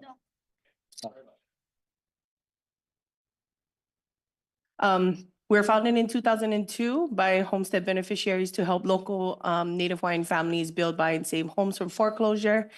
Today, I want to be able to provide updates on our work to date, what we've heard from community, and some key challenges that we've been experiencing and also have been identified by beneficiaries across the homesteads that we serve. Currently, we are serving, which pat on the back and right on HCL, but we're serving a total of 49 beneficiaries build right now. So really exciting. 36 of these are new construction builds. 2 of them are SDUs. 3 of them are major renovations, and 8 of these are demo rebuilds. 43 of these are residential leases. 5 of them are ag. 1 person in pastoral, and 1 person subsistence ag. The top 3 homesteads that we're servicing is Pi'ilani Maikekai Phase 2 in Anahola, older part of Waimanalo, and Nanakuli. The other homesteads that we're servicing is Pi'ilani Mai Kekai Phase 1 in Anahola, Kakaina, Hanapepe, Ka'ulu o Kahai, Papakolea, Panaewa, Pu'ukapu, Kamuela, Waiahuli, Waianae, and Keaukaha. In the last 60 days, HCL has helped 2 lessees officially move in their homes. So they officially closed on their permanent mortgage loan and have been cleared to move in. And both of these lessees were on the wait list for 40 years. Naiva. So our work in Naiva is great. We've been tasked with assisting Naiva homestead beneficiaries in partnership with NASA to help folks build their homes. However, it's been challenging locating all the existing lessees, primarily because we don't have contact information for them. For most of the lessees, we went through a process where we tried to identify whether or not they're even living. I took it upon myself to carry that kuleana because I was out of options. I know that DHHL has privacy compliances to adhere by, and so I had to get creative. Based on what I was able to conclude, 22 lessees are living, 10 of them are deceased. Some of them died like last year. And I was not able to identify any of them. I think maybe 1 or 2 had a notice to successors go out, but I don't think anybody has come forward as of yet. Some recurring themes for community engagement that we're seeing. So we've observed a growing interest in HCL's construction loan program, primarily because they were previously with NAHASDA, but the Davis-Bacon wages have driven construction costs beyond the appraised value of the homes. So while these families initially qualified for assistance through NAHASDA, they lack the financial means to cover that gap created by that negative equity. And that like I shared yesterday, is between $60,000 and up to $150,000 that folks just do not have. There, of course, you guys have heard earlier that there is frustrations with the requirement of needing pre-qualification letters, but we do help folks get that. If they're not quite there yet, we pair them with financial counseling so that we can try to get there as much as possible, and then we'll find other means to get creative to get them to achieve that goal. There is a lot of, nobody told me this, nobody told me that. People feel defeat, discouragement, and some other things. But HCL's technical assistance department is dedicated and committed to making sure that they don't give up and that they can persevere with our assistance. And sometimes they just don't know where to start. That is definitely a common theme. They don't realize that there is resources out there to help them, HCL being one of them. There are several families that we are working with. So 8 of them right now, right? Demo rebuild, they need help with demolition costs. We have families who live in flood zones and they're not financeable through NAHASDA. This is another issue that we're facing. But without a doubt, they do need subsidies to cover the gap in affordability, right? We have one person who is kupuna, on fixed income, doesn't qualify for much. But most recently, the negative equity was $120,000, which she doesn't have. And she also doesn't have anybody to help her with those mortgage costs. Some barriers to accessing resources. Again, HCL is not provided as a resource. Pretty common. I don't know why. We do our best at marketing, but word of mouth has worked best for us, and showing that the work that we do, and then coming to commission meetings to share information like this. We're also getting inquiries from beneficiaries who are looking for mortgage assistance. These are folks that may be below 80% AMI, but some of them are not. We haven't solidified our contract with Lehua and her team yet, but we've set up internal infrastructure so that when we do sign, we're ready to roll with the program as soon as funding is received. Some requests I think that I have to better support the beneficiaries that we serve is that we're asking for assistance from the commission to help us get connected with these NAIVA beneficiaries, whether it is we provide you folks with flyers and the cost to send out the postage or whatever that is.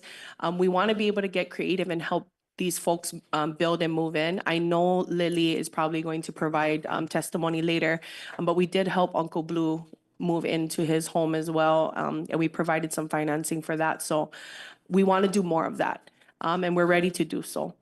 Also, to address the need for safe and adequate housing for homestead beneficiaries, HCL is requesting that the department consider allocating grant funding for a program that HCL can administer, where we would provide financial assistance to beneficiaries to cover demolition costs so that we can help them rebuild their homes and get those homes up to code. We also want to urge the commission to prioritize offering vacant lots to beneficiaries, allowing them the flexibility to build homes that align with their needs and their financial capacity. I do know that there are quite a few turnkey opportunities coming up, which is great. But sometimes the cost can get away from families when they're trying to also survive in a high cost economy and place. So we just know that this approach just minimizes and potentially even reduces the reliance on subsidies, which can be a burden sometimes and a barrier in and of itself to the families trying to get home. While I can't guarantee that the subsidies will be entirely unnecessary, the data that we're gathering suggests that there's a more strategic way to apply the subsidies that make sure that we can get the dollar to stretch a little bit longer and, you know, more widely for waitlisters as well. We also ask that the commission explore alternative subsidies that address maybe the negative equity that we're coming up against, but don't trigger the requirement of Davis-Bacon wages. If we do that, I think we can help bridge the financial gap for families and reduce the overall construction costs and also allow, again, trust dollars to stretch farther and house more ohana. Lastly, we have 2 community engagement events happening tomorrow and Thursday. And these events are aimed at educating all beneficiaries regardless of your status. So whether you're a waitlister, an existing homesteader looking to build an SDU, we want to be able to provide education. So these events are going to highlight the step-by-step support that we provide, of course, at no cost, and emphasize how HCL's partnership with beneficiaries plays a critical role in getting them home. So tomorrow, Wednesday, October 23rd at La'iopua, we'll have 2 sessions, so 12 noon to 2 p.m. and 4 p.m. to 6. And then on Thursday at Arc of Hilo, 12 to 2 p.m. and 4 p.m. to 6. Mahalo, you guys, for the opportunity. I greatly appreciate it. If you guys have any questions? Yeah, what about Maui? Are you guys doing any kind of workshop on that island? For specifically Lahaina. Well, yeah, we had a prior testifier, Michelle Tano. Leila. And Okay. yeah, she wanted, and maybe I'll just give you her contact info and you Okay. can contact her and give her some advice on the SDU application process. Yes, be happy to help. But thank you. Thanks.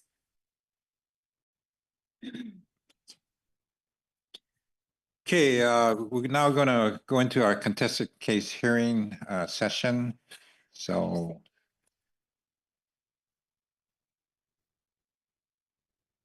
there we. Yeah, I gotta go. Contested case hearing, for real, already. Yeah, agenda.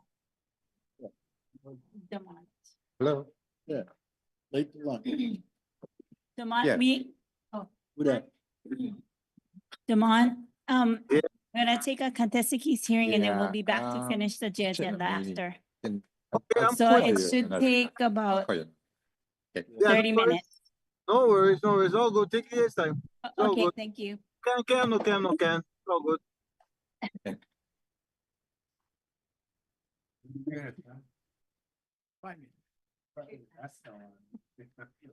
Dean machine. We get it. Oh. You gonna make it?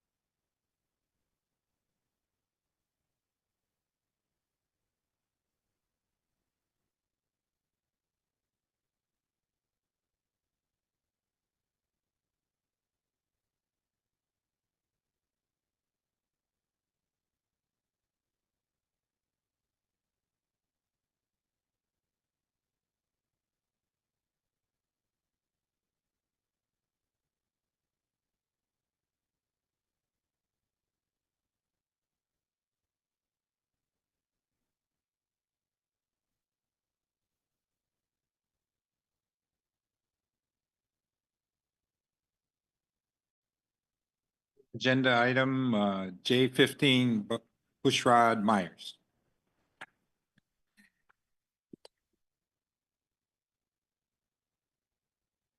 Bushrod Myers. Anybody look like that in the weight room? Nope. Okay. Next, J18, Walter Riddy. Let's see. Nope. Next person, J19, Kikoa Inamoto. Nope. Hey, we're leaving. No. Okay, next person, Demont Manole.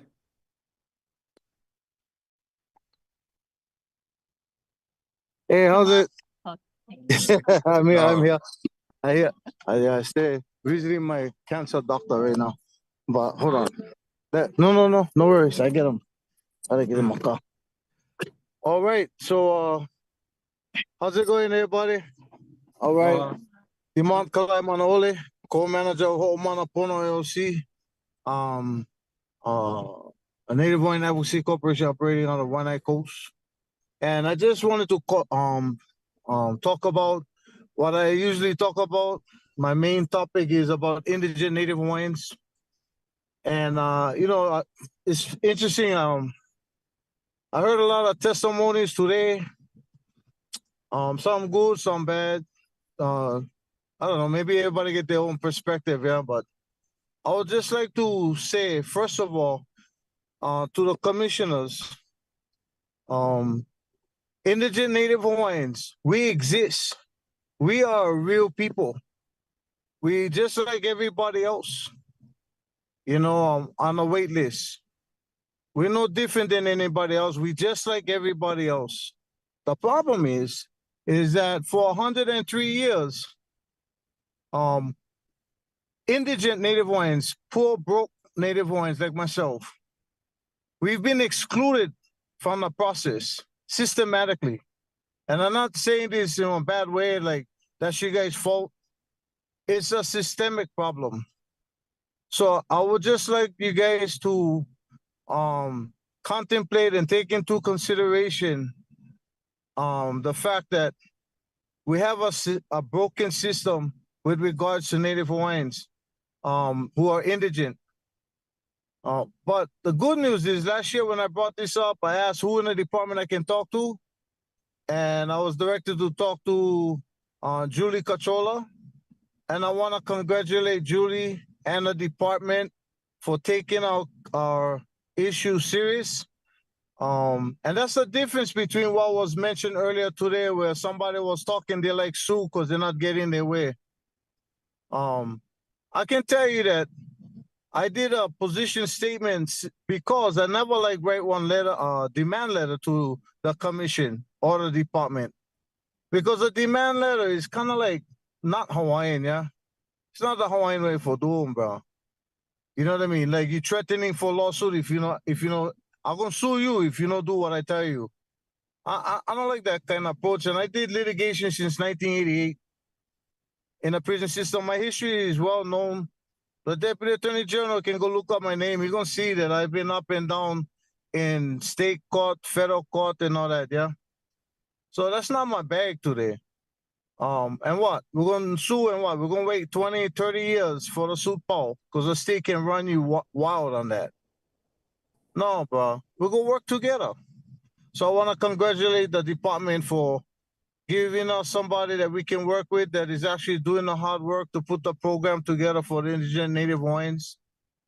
And the other thing I wanted to mention about that is, Section 101 of the Act is really clear, bro. For a lot of people that grumble and all that and attack the department and come over here, meeting after meeting after meeting, telling the department, you got to do this, that, and the other for us. To me, I think we got to get away from the welfare state of mind, bro. You know what I mean? We got to start to decide that we're going to do for ourselves. So when the department grants you a lease, when the department says, okay, we recognize the Homestead Association or whatever, When are we gonna decide for ourselves that we gonna live according to the purpose of the act? So what is the purpose? Section 101 of the act is clear what the purpose is. And the purpose is simply stated like this, right? It says the Congress of the United States and the state of Hawaii declare that the policy of this act is to enable Native Hawaiians to return to their lands in order to fully support self-sufficiency for Native Hawaiians and self-determination of Native Hawaiians in the administration of this act and the preservation of the values, traditions, and culture of Native Hawaiians. Now, you know, one of the main traditions that we get is that we do for ourselves. We don't depend on other people. We work within our own lahui. You know, the people that was, the Kanaka that was working up in Uka, they was managing the core trees up there. The people that was working in Kula, they was managing the woke and all that. And the people that was working down in Akai side, they was managing the fish and the lo'i and all that, right? And so everybody would work together. You know, hey, if you like fish, bro, come see me. If I need core wood, I will come see you. You know what I mean? If whatever we need, we're gonna work with each other. And I think that I would just like to share that. So first with the commission, please encourage our people and have your own mindset in a way that you're fulfilling Section 101 of the Act and encouraging and empowering our people to live according to that act. You cannot be sovereign if you're no more sovereign mindset. You're never gonna be free if you don't free your mind. And I know what it's like to be in prison. I spent 28 years of my life in a prison system. I have my body free, but I needed to free my mind from my own bad tendencies. So I just want to share that with you guys. To all lahui, bro, let's stop attacking the department and all that, bro. Because I can tell you, bro, I was the one main guy who was attacking the department under the last two administrations.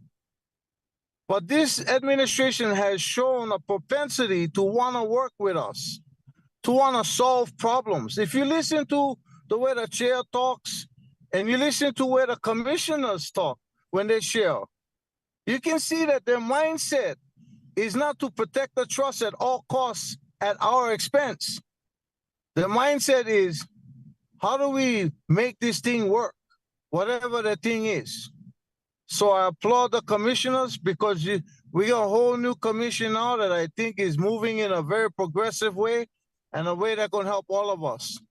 And I applaud the administration for showing the leadership. So I look at the administration as the va'a. The administration, you're the va'a, you're the canoe that's going in one direction. And the commission, you guys are the steersmen. You guys steer the department into which way we're going. And we should be going towards fulfilling the entire act. And the last bastion of fulfillment is to indigent Native Hawaiians. Now, we're going to get one pilot project coming before you guys soon. And I'd like you guys to start thinking about that. Instead of creating roadblocks or allowing people to create more questions and more questions and more questions, only because they like kill the program, they don't like see them go off. I ask you guys to start thinking, how can we help indigent Native Hawaiians? What is the best way to do that? The answers is right there. And don't take money. It just take the heart, yeah? Take your pu'uvai. So I appreciate you guys for allowing me to speak.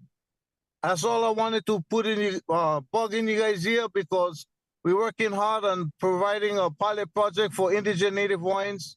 And I just like see them go forward without the haters coming in, trying to sabotage the program and continue to deny us more than 103 years that we already been waiting. My mom died on the list after 30 years. I do this in her name. I don't like be the second generation to die on the list. Aloha.